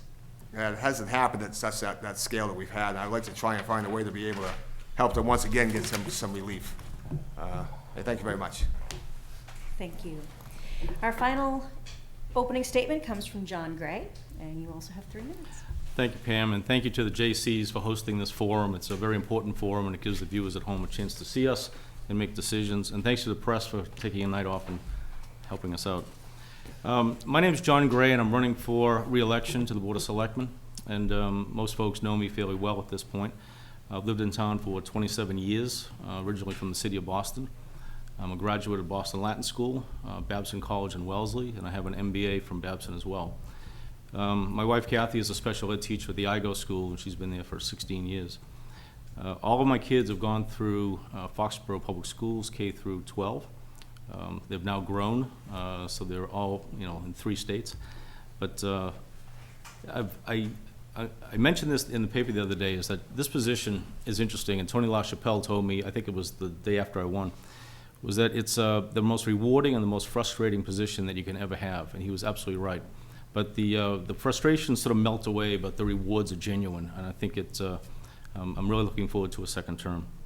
I'm going to quickly talk about change, and that's the theme of my message tonight. If we look back 30 years at Foxboro, 1986, we've changed considerably. Our population has grown, yet household size has decreased. Our average age has increased, yet we have fewer children in our schools. Demand for town services has grown, and the delivery of them has become more sophisticated and expensive. And our property taxes have grown as well. Given that we have the largest stadium in New England, we now host a lot more than football games. There are considerably more events throughout the year. The adjoining retail, dining, entertainment venues have also grown considerably. Chestnut Green has been developed and has been a catalyst for impressive growth on the north side of town.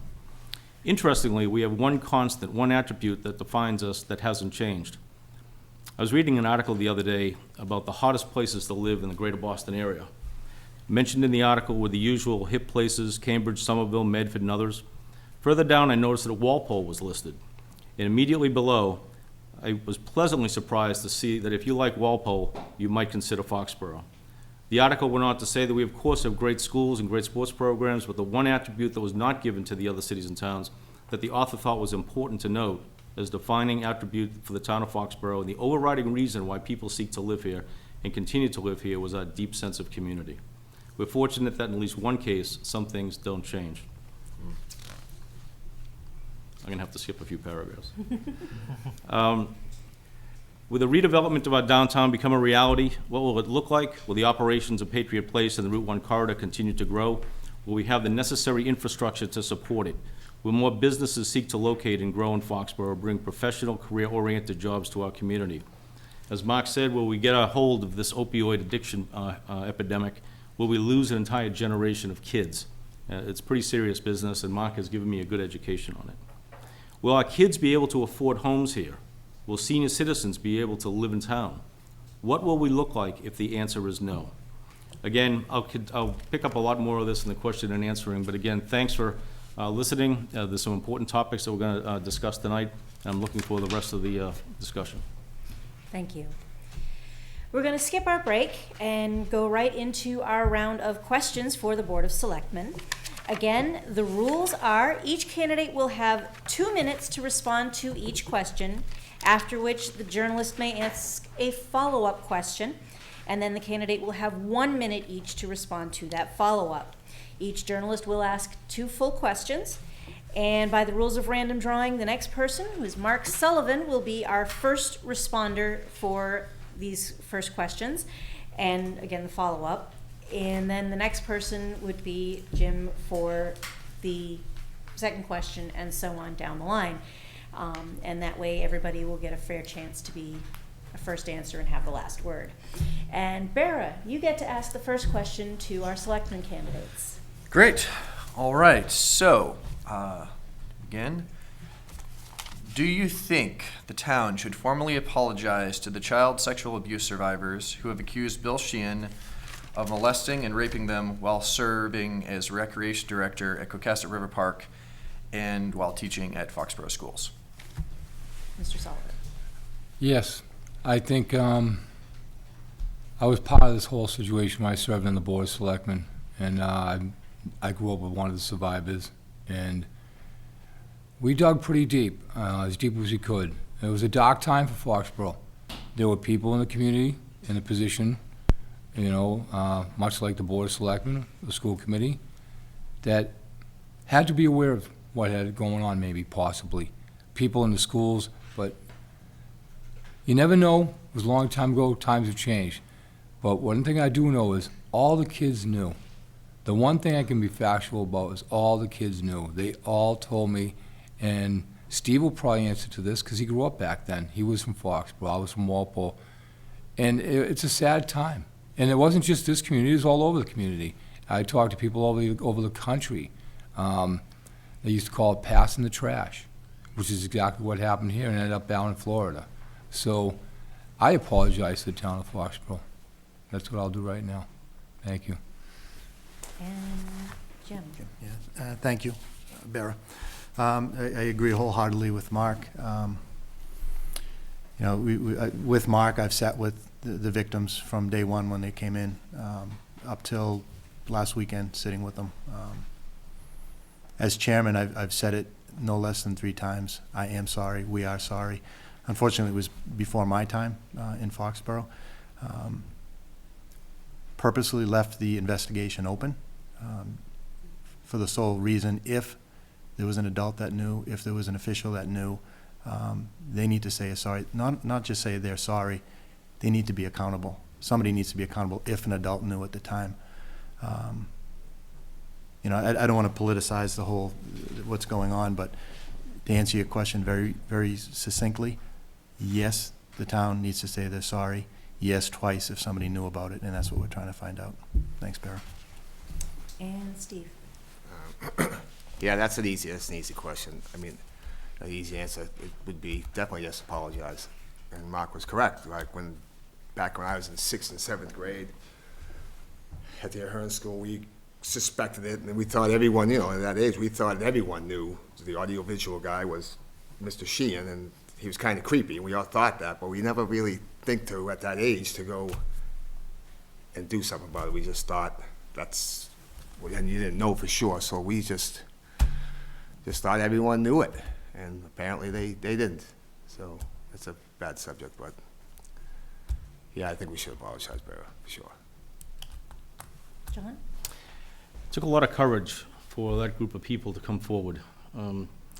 What they would have had to go through as far as, self-doubt and whether they were going to be well received by the town. The town has, I think, done a pretty good job of coming to grips with it and acknowledging that it happened. And I wish Mr. Sheehan was fit enough to stand trial. There were people involved, and I still think, I agree with Jim, that somebody out there knows something. And I would love them to come forward. But as far as the town apologizing for it, I think we should make a formal presentation, acknowledge that these people were brave to have come forward and to bring this out of the darkness. I don't know any other towns that have taken it this far, And a lot of credit goes to this town to actually stand up. It's a very difficult topic to talk about. We have found the courage collectively to talk about it and to actually bring this out of the darkness. It's high time we finally try to bring closure to it.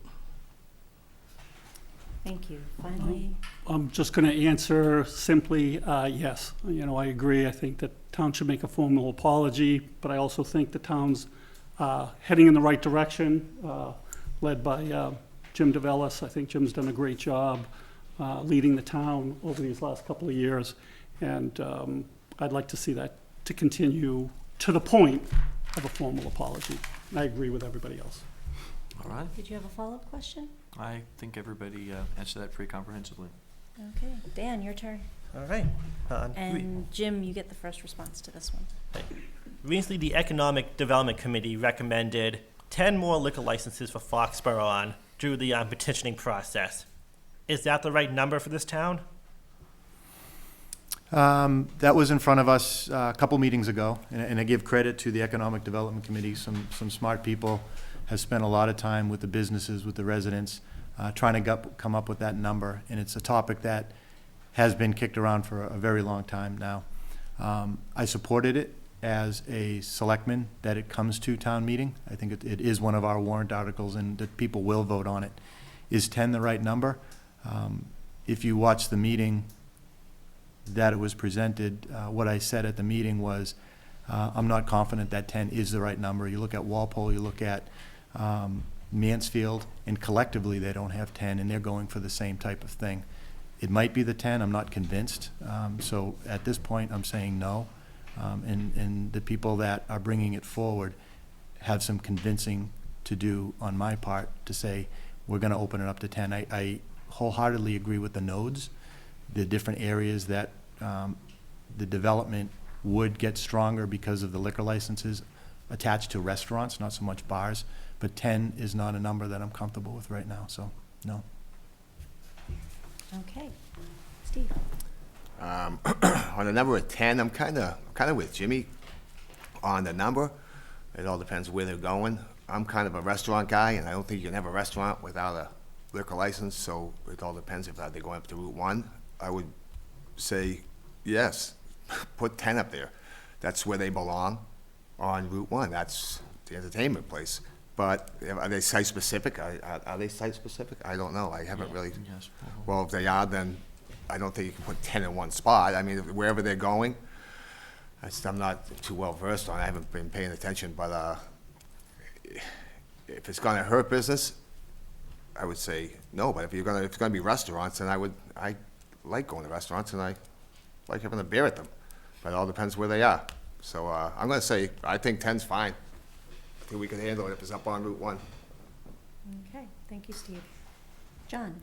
Yeah, the number is somewhat arbitrary, but it comes out of the master plan on how to support the individual development nodes. And with liquor licenses comes a lot of responsibility. You know, how we allocate them, when we allocate them, do we hold them in reserve for future development? That's the responsibility of the Board of Selectmen. If we, say, hey, we're having a sale on liquor licenses, I'm sure they'll all be taken. But I think the way that the nodes are structured is that if we're looking to at least seed development, having a restaurant with a liquor license is a good first start. After that, I'm looking for the Economic Development Committee to come back with proposals for other types of development, technical, medical, engineering, companies that can move into town and employ our kids and employ us.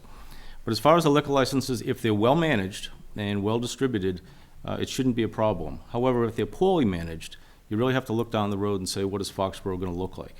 So it's entirely up to the town about how they're distributed, how they're managed, and what the eventual outcome is. Because if we have oversaturated the town with alcohol, we might not look very pretty 20 years from now. However, if it does encourage more economic development to follow, where they'll have a place where guests can actually go to a restaurant and we can go to a restaurant, it might work out quite well. So there's still a healthy debate about this particular topic, and the fact that the Economic Development Committee has gone forward, and we are going to town meeting and proposing that we get, actually it's now 9, I think they're going to pull the liquor store, package store license. But it's going to be an experiment for Foxborough, but, again, the Board of Selectmen have a substantial responsibility to make sure that it's managed correctly. Thank you, John. And Dr. Elfman? I think 10 is a little bit of a arbitrary number. Is it too many, too little? Only a crystal ball could tell us that, what we'll need in the future, and I know the committee has trying to look into the future. And it's always been the responsibility of the selectmen to manage those liquor licenses, and I think to date, they've done a pretty good job. The one thing I'm not too sure of is the node concept. I know it's a new concept. I was just starting to read about it and hear about it. I don't know if pigeonholing specific licenses in areas are the right way to go. What if you need more in an area? I think there's a little bit more research I have to do on the node system before the town meeting. But I'm more curious about that than the actual number 10. I think the Board of Selectmen have always had the responsibility of managing the liquor licenses. Thank you. And Mark? Thank you. I was on the board my first year in '05 when Patriots Place was brought to our attention, and part of the whole process of bringing it to the community and developing it with a lot of special people, craft group, board members, planning board. And back then there was 12. And I said, back then, is that enough? And they said, yeah, it's going to be retail. It's going to be retail. Well, that was '05. Today, when was the last time, besides buying a pair of shoes here and make sure they fit, that you go and buy something at a store? I mean, everything's, eBay, it's online. You press the button, you click here, you put in your shopping cart, and you come home. We've turned into an entertainment community up there.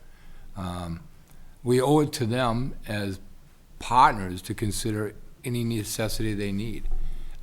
Without the growth of Patriots Place, we wouldn't have the town we have today because of financial difficulties every other town faced. My biggest fear at the time was that they were going to take the revenue from the hotel tax and the meals tax and distribute it amongst all the communities in like putting it in a pot. And everybody, because some towns only have 2 restaurants or 2 liquor licenses, and Foxborough has multiples. So there's growing pains, but there's only so much room up there, and every couple of years you have to revisit it. Right now, I guess there's 8 on the line, 10. Couple for this town, part of the town, couple for center town. If they need more in a couple of years, then that board can revisit it, and all depending on how well it's established. Because the police plan has been put in place to make sure that there's not any issues up there. I'm not privy to those issues anymore since I'm not on the board. That might be privatized, like in the executive session. But yeah, I think 10 right now. If they need more, revisit it down the road. Thank you. Thank you. And is there a follow-up to this question? Yes, there is. I know that it's only been in front of the board a couple of times, but 2 years ago when Patriot Place wanted to add a bar, public safety was a big part of that conversation. Shouldn't that also be a part of a conversation for 8 to 10 potential new establishments?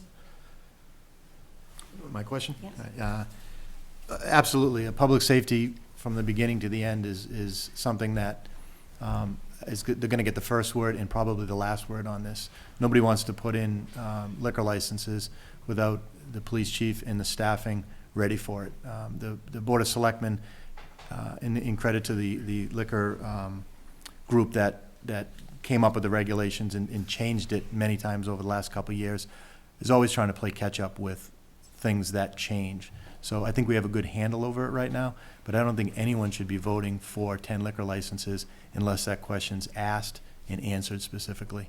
And I say that, I think we have an answer for it, but paramount, that's the one question that has to be answered. Thank you, Jim. Stephen, your response. Yeah, in order of public safety, I would think, taking that back, that if you were going to take 10 liquor licenses, if they all came in at once, it would be a safety, issues.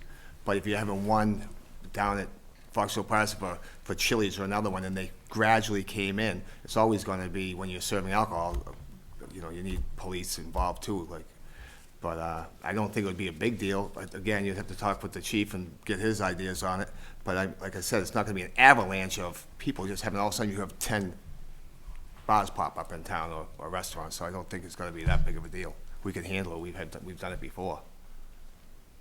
Okay, thank you. And John? Yeah, as far as public safety, nightclubs where they have a lot of people at one time and it empties out, you can have trouble, and we have had some troubles up at Patriot Place. Restaurants, and that's what these are for, they're site-specific for restaurants. The problems will be less, but they're not going away. You'll still have people getting into automobiles and driving on our roads. And I was talking to Larry Thomas the other night, and he actually had a lot of statistics where the folks who actually go in front of a judge, that's only an extremely small number of the people that are actually driving on our roads that are intoxicated. So it's a challenge for public safety. It's, years ago, Ed O'Leary, and this is going back 10, 15 years, he said, we have an alcohol problem in Foxboro. You know, we have a lot of problems in Foxboro. And he was trying to get his arms around it, where kids, you know, teenage kids would be drinking in the woods. There were a lot of drunk driving arrests. And now we have to come to grips with the fact that we have a number of licenses, an entertainment venue. We're looking for more restaurants. We're looking for downtown economic development. It's going to fall to the police, and ultimately it's going to fall to the selectmen to find ways to deal with it. Thank you. Dr. Elfman? I think absolutely, the liquor licenses go hand in hand with public safety. The Board of Selectmen over the years have done a great job to date with working with the Chief of Police, and I can't see that wouldn't happen going on in the future also. And Mark, you have the last word on this. Former Selectwoman Lorraine Brew put her heart into this. She brought this to the point where it is today. She worked on the liquor license not the legislation, the rules with Chief O'Leary, brought them forth. She also basically wrote the code for which violation would be a 1 to the 4, because we ran into this many times, where you had to, take a license to give a heavy suspension to a club or a restaurant. And then she was very strongly part of, as was the whole board, on what was said to become the policing plan at the Patriots Place. Now we have a full-time staff sergeant there and 3-man crew, instead of having individual police, and they're working together with the restaurants. A lot of education's gone forward. They've had all kinds of education going forward up there as far as things go. Yeah, it's growing pains. You're gonna have to have more staff, there's no doubt about it. But with taxation, you have to spend it. That's what happens, and usually the police and fire get a lot of that. When it comes to liquor license, they should be getting that revenue. Thanks. Thank you. Our third question will come from Bera. All right. So, Stephen goes first on this one. excellent. So, the town and the Kraft Group may be renegotiating the lease agreement that the Kraft Group has with the stadium. What changes would you like to see in the agreement, if any? Well, Vera, that is a question left better to an incumbent or an ex-selectman. You got me flat-footed on this one, because I really haven't looked at the contract, because I'm just your average guy on the street. I don't know the guts of this thing. I haven't wrapped my hands around it. So that's a swing and a miss on that one. We'll get you on the follow-up.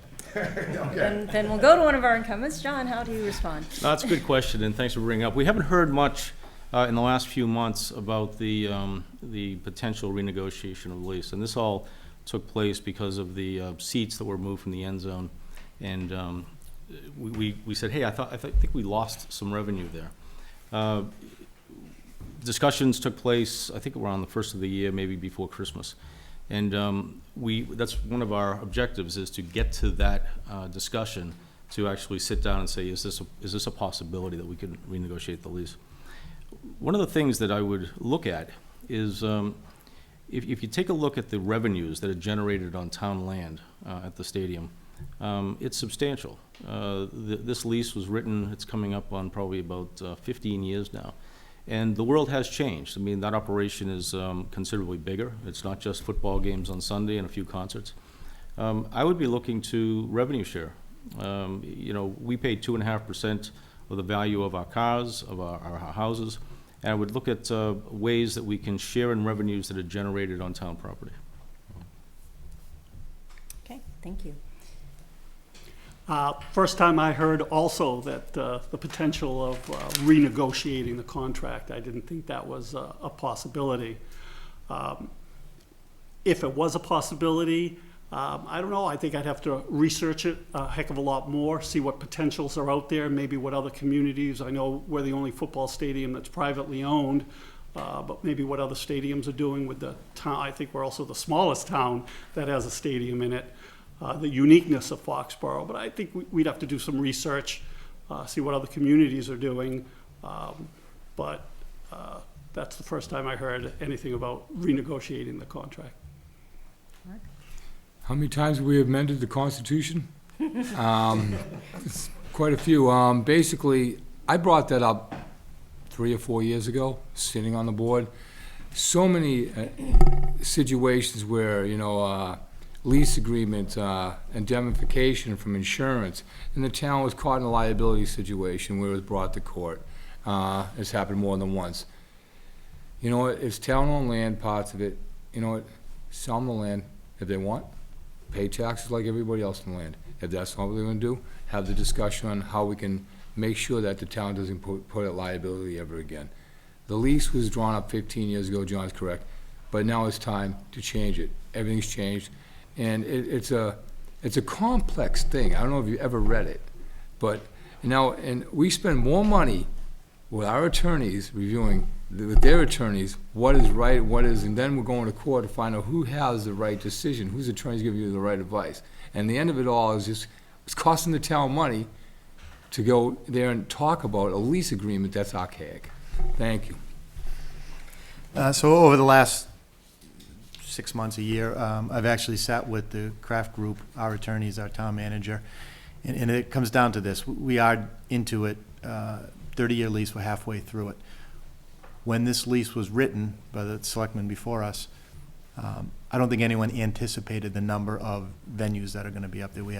They have a turf field up there now. Not only is it Revolution and Patriots, but they have a phenomenal amount of concerts and motocross in a week. They've got the NCAA lacrosse. They've got UMass football. More venue, more entertainment than it was anticipated. So the only way that this lease is going to get renegotiated is if they make more money and if we make more money. Or we can look at the zoning and streamline things and make it easier for both of us. If one comes out on top and the other one doesn't, it's not going to get renegotiated. So I think what we're doing is we're working hard. A lot of it, when we have these meetings, I bring it back to the table. We talk publicly about it. Sometimes we have to go into executive session because we don't have the ability to talk openly and negotiate amongst ourselves without it being public. Anyone on the other side of the table does. So right now it's in a holding pattern. The ball's in their court to come back. Everyone knows that. That's where we are right now. And if we can come up with an agreement that benefits both sides, I think the water's going to lift everybody up. If not, the last 15 years, if we have to stay status quo, I think the town's doing very well. The Crafts are doing very well on at least the agreement right now as well. Great, thank you. Bear, did you have a follow-up to this? I do have a follow-up, and I think everybody on the board can answer this. So, the Kraft Group is a very big, important economic driver in this town. It's very involved. How do you feel the relationship between the town and the Kraft Group should operate overall on a philosophical sense? I think we should treat him as a very, very rich neighbor. Try to get along with him like I think we have in the past. And just, he's a businessman, a very successful businessman. He's he's one of our largest taxpayers in town. So I think we should just get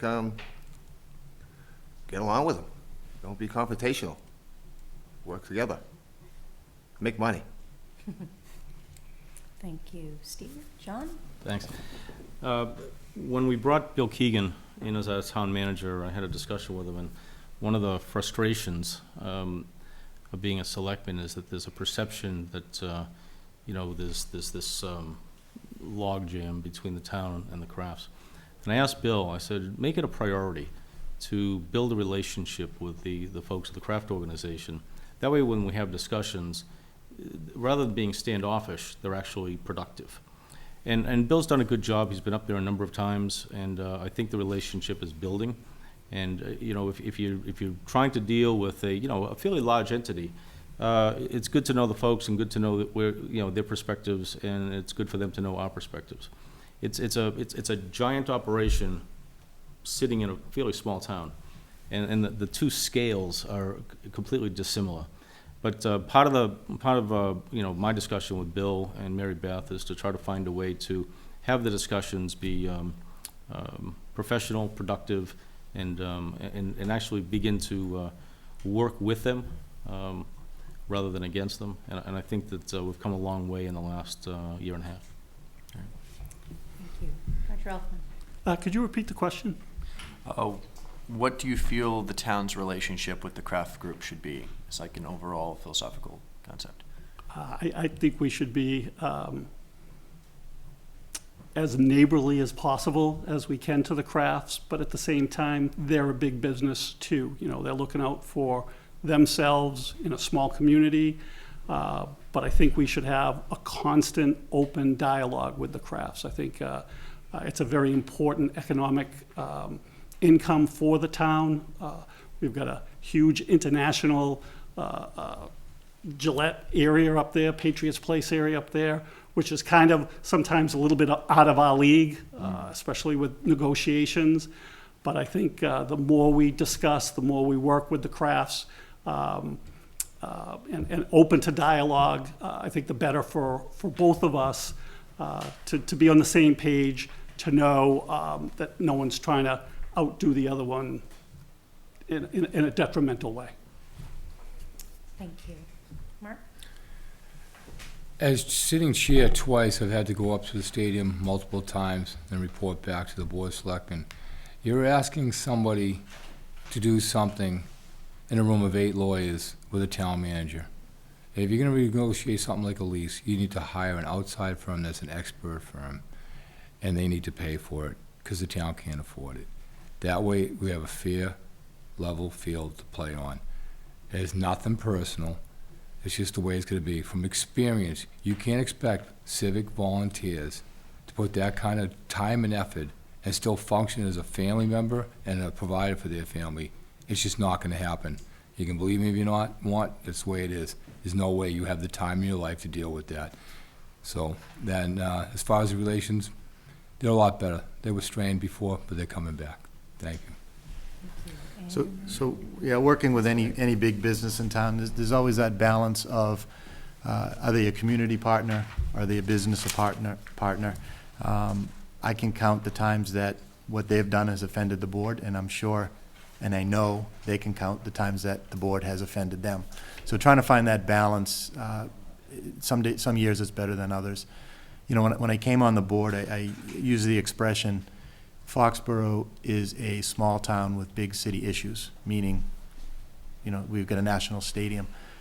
Over the years, I've kind of amended that to Foxboro is a small town with big city opportunities. And the work that we've done over the last couple of years with relations and contracts and, you know, saying thank you when people come to the board, and vice versa, it's head and shoulders over what it used to be and what it could be. So I think the relationship is very good, and I think both sides can capitalize over that goodness right now.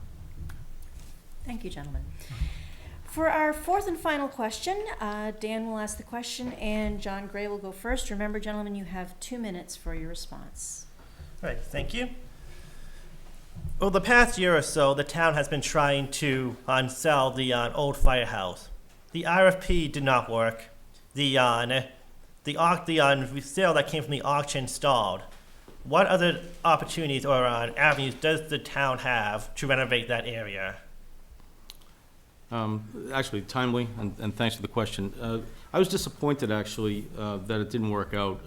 When the Duffy family was the high bidder, I had great expectations of a development bringing their business up to the front of the common. You know, having multi-use, having professional offices above, retail below. I had a vision that there would be a catalyst of development and that would produce more development. Given that it has, we found a way to part ways amicably, and now we're back to the beginning. What the town can do, and what I think we should do, is pursue sort of a public-private relationship where we seek out a contractor and we work with the contractor. We continue to own the land, and the contractor can build something to our expectation. And then over time, the property can be turned back over to the contractor or sold to a third party where we can put it back on the tax rolls. I think the request for a proposal route that we took a few years ago and the auction route, which I thought was going to work, unfortunately it didn't, and some people, got into it with different expectations than the town. So I think that type of scenario where we can begin to engage contractors, build what we believe is the right look and feel for the town center, and proceed that way, I think that's our best alternative at the moment. Thank you, John. Dr. Elfman, your response. Personally, as a small business owner myself, I think the town lost a great opportunity. It had gone up for auction once before, and no bidders. Went up for auction. We had the Duffys buy the property, hopefully renovate it and do what needs to be done to get that building back on the tax rolls. I have absolutely no idea of the nuances of why that didn't work. But I feel, as a small business owner who does practice near the center of town, that was an opportunity lost. And I'd like to learn more about why that was lost. Because that was an important little corner to get sold and take off of the Foxboro rolls and start getting some revenue from taxes on it. Thank you. Thank you, sir. Mark, your response. It's a tragedy. That was going to be a great plan for the family.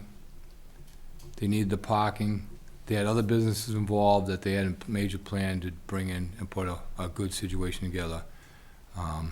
The town, disagree with John, the town cannot buy property. We have to put out the prevailing wage, everything else. The money would be off the charge, John, to try and do what you were proposing, if I heard you correctly, and develop it ourselves. Now, With the contractor. we can't be the contractor if it's a job that size without prevailing wage being paid. So now you're in a situation where you had no bidders, then you had a bidder, you had it sold, and now it's going to go for less. Because everybody's going to come to the next auction and say, okay, we got these guys, we got them, that's it. So, and then they're going to look at the restraints they're going to have on it, and it's just a tragedy. I wish they'd come back to the table, and maybe that's their plan. Maybe it's their plan to come back and offer less money, because maybe their portfolio didn't have the right amounts of money involved once they get involved to get it done. So I wish them well. I hope they stay in town and stay and continue to do business in town. Thank you. Thank you. Thanks, Mark. So if you've been watching the meetings, I recused myself from all of the discussions on the fire station and the funeral home. For the reason being, I rent one of my offices, I rent from Judy's Flowers, so I kept myself completely separate on it. Now that it's done, and I say this, and I have utmost respect for the board, I was in favor of AJ, what the deal was, AJ was gonna put his offices on the top, over time, put a business on the bottom, a restaurant, and then deal with the back parcel through Judy's Flowers, and they were either gonna knock it down or for parking for both businesses, or redevelop it. This sale was a little quirky because it was auction, and you can put conditions on auction. I looked at that as, and I even said it to AJ and Mark when they were going into the meeting, dress down, the community's gonna like it, local guy, 39 years old, puts his business there. I was in favor of it. I am not in favor of trying to do partnerships with businesses around the common unless things change. The zoning's there, the infrastructure's just about there. What I did in Norwood years ago, we got grants, all the businesses participated in it. They put up awnings, they put up nice clocks and lights and benches, and everything got lifted. If we're looking at the fire station to be the savior for downtown, it's not gonna work because we don't have the wherewithal to do business developments with private developments on that parcel and expect it to change downtown. It's just not gonna happen. So I would love it to go back on. I think everyone's a little smarter about it this time. three's a charm, but I'm not expecting a 4-story residential building. It just doesn't have the area for it. It doesn't have the finances. And that traffic in the area cannot support a big development because people drive through.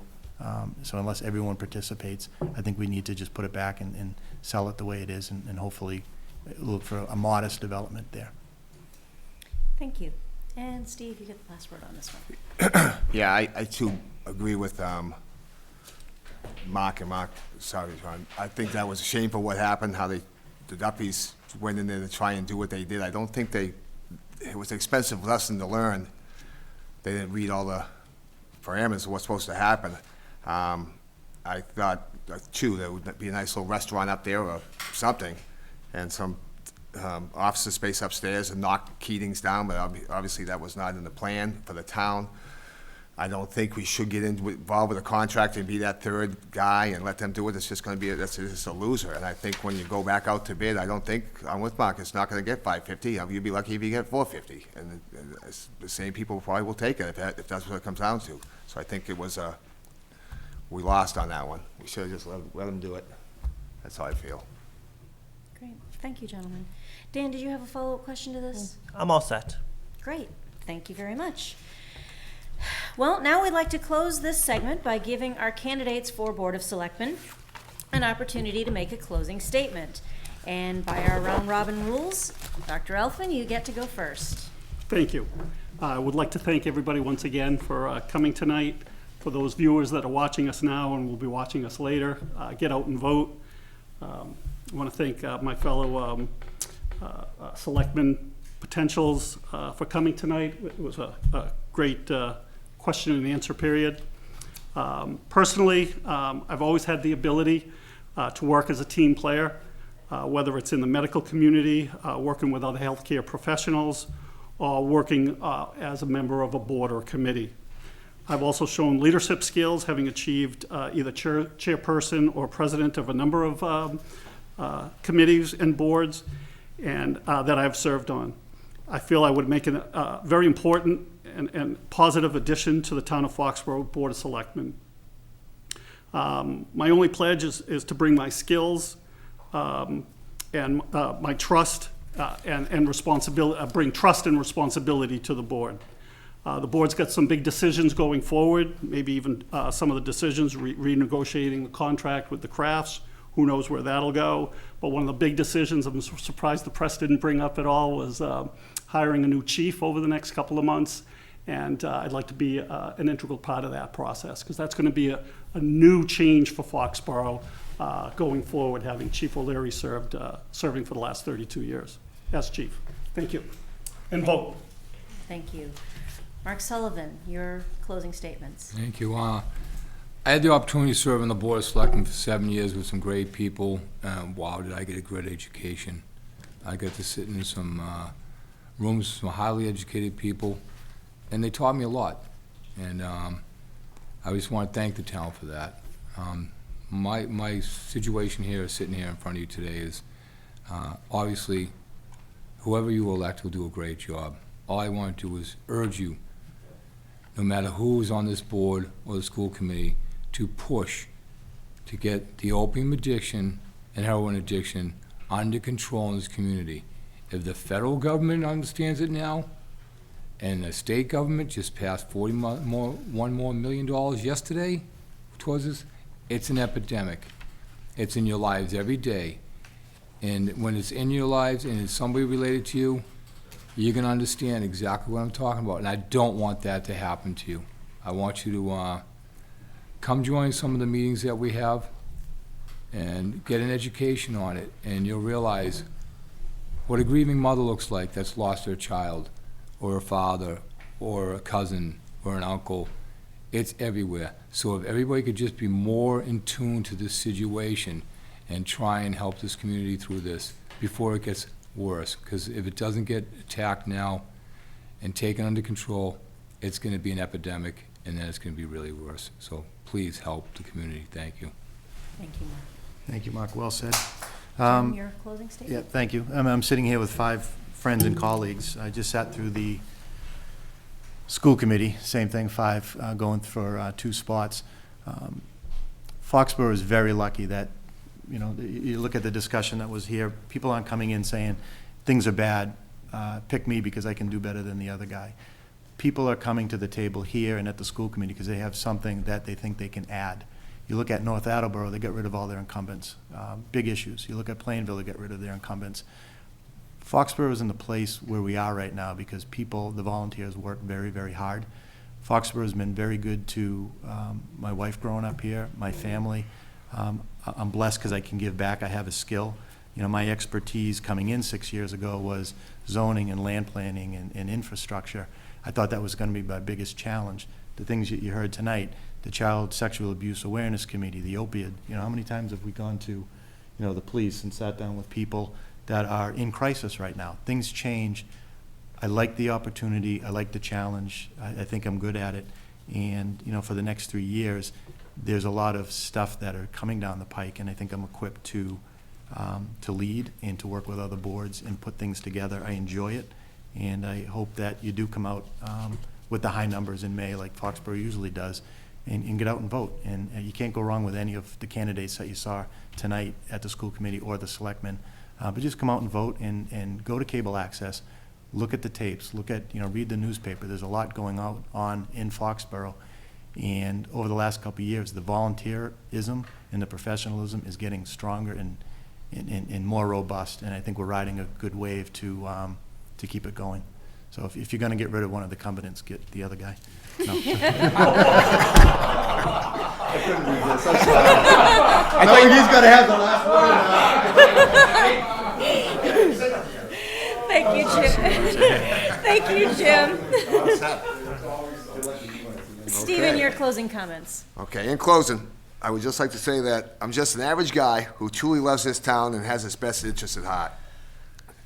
I would appreciate your vote on May 2nd so that I could have the opportunity to serve as a selectman and try to do my part to help.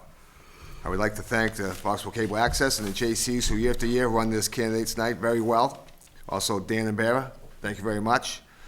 I would also like to thank the other candidates for volunteering their time to serve the town. The people of Foxborough are very lucky to have so many candidates who are willing to put themselves and their families out there. It's not easy getting elected and definitely not easy to serve on boards and committees. Good luck to everyone running, and please just remember to get out and vote on May 2nd for me. Thank you very much. Thank you, Stephen. And finally, John, you do get the last word. Thank you, Pam. As mentioned in my opening statement, our town has changed. It's continuing to change, and the future will bring more change. Given our location within the junctions of 95 and 495 and crisscrossed by Route 140, 106, and 1, we're geographically attractive to a wide variety of interests. The role of selectmen, given the decisions that have been made in the past and will need to be made in the future, is to seek out the answers that will be the best long-term interests of the town, to execute those decisions with confidence, and be mindful of our quality of life and our defining sense of community.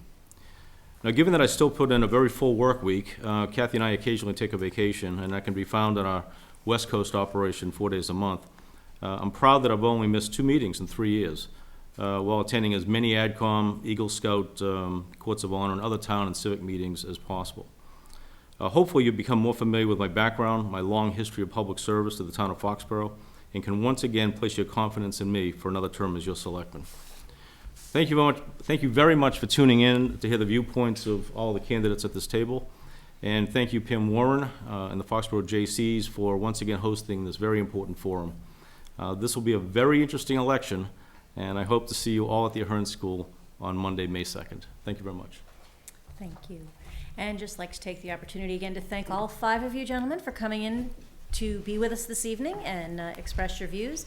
And hopefully we've educated the voters on who you all are so that they can make that informed decision on May 2nd. Now, before we conclude this evening, I wanted to take an opportunity to mention the other candidates who will be running in uncontested races on that May 2nd ballot, all of whom declined to be with us here this evening. First of all, we have Robert Garber, who is running unopposed as candidate for re-election to the Water and Sewer Commissioner position for a term of 3 years. Ronald Brees is also running unopposed as candidate for re-election to the Planning Board for a term of 3 years. Gary Whitehouse is our candidate for election to the Planning Board for a term of 1 year. Frank Spillane is running unopposed as candidate for re-election to moderator for a term of 3 years. Robert O'Donnell is our unopposed candidate for election to the Board of Assessors. His term would be 3 years. Eric Arvidon is our candidate for re-election to the Board of Health for a term of 3 years. And Susan Berlone, is it Berlone or Berlone? Berlone is running unopposed as candidate for re-election to the Boyden Library trustee position. Her term would be 3 years. Joseph Lally is our candidate for re-election also to the Boyden Library trustee. His term would also be 3 years. Charlene Kay is our unopposed candidate for re-election to the Housing Authority. Her term is 5 years. Thomas Kelly would be our candidate for election to the Housing Authority for a term of 4 years. And finally, Bob Cutler, our final unopposed candidate, would be for re-election as town clerk for a term of 3 years. This will bring our program to a close this evening. We would like to thank all of our candidates for taking time out of their very busy campaign schedules to participate in tonight's broadcast. We'd like to thank our media panelists, Dan Lebon and Bera Dunau, for their efforts and great questions. Thank you very much, Dan and Bera. And thanks again to all of the crew and staff here at FCA for assisting the Jaycees with this program this evening. The citizens of Foxboro are very fortunate to have such a skilled and professional crew to deliver quality community television for our education and enjoyment. Now, tonight's program will be rebroadcast on this channel several times between now and Election Day. Please see the FCA program schedule for show dates and times. You may also view this program on their website at fcatv.org. Now remember, the 2016 Foxboro Town election will take place Monday, May 2nd at the John J. Ahern School. The polls will be open from 7 a.m. until 8 p.m., and all persons who have registered to vote before Monday, April 11th, are eligible to vote in this election. Any registered voter who will be unable to make it to the polls on that day in May may request an absentee ballot from the town clerk's office up until noon on Friday, April 29th. In order to be counted, these absentee ballots must be received in the town hall clerk's office before 8 p.m. on Election Day, May 2nd. Finally, we'd like to thank you, our audience at home, for taking an active role in the upcoming election by viewing this program. It is the Jaycees' hope that the information presented in this broadcast will assist you in making an informed decision when you go to the polls on May 2nd. On behalf of the Foxboro Jaycees, I'm Pam Warren. Thank you for watching, and good night.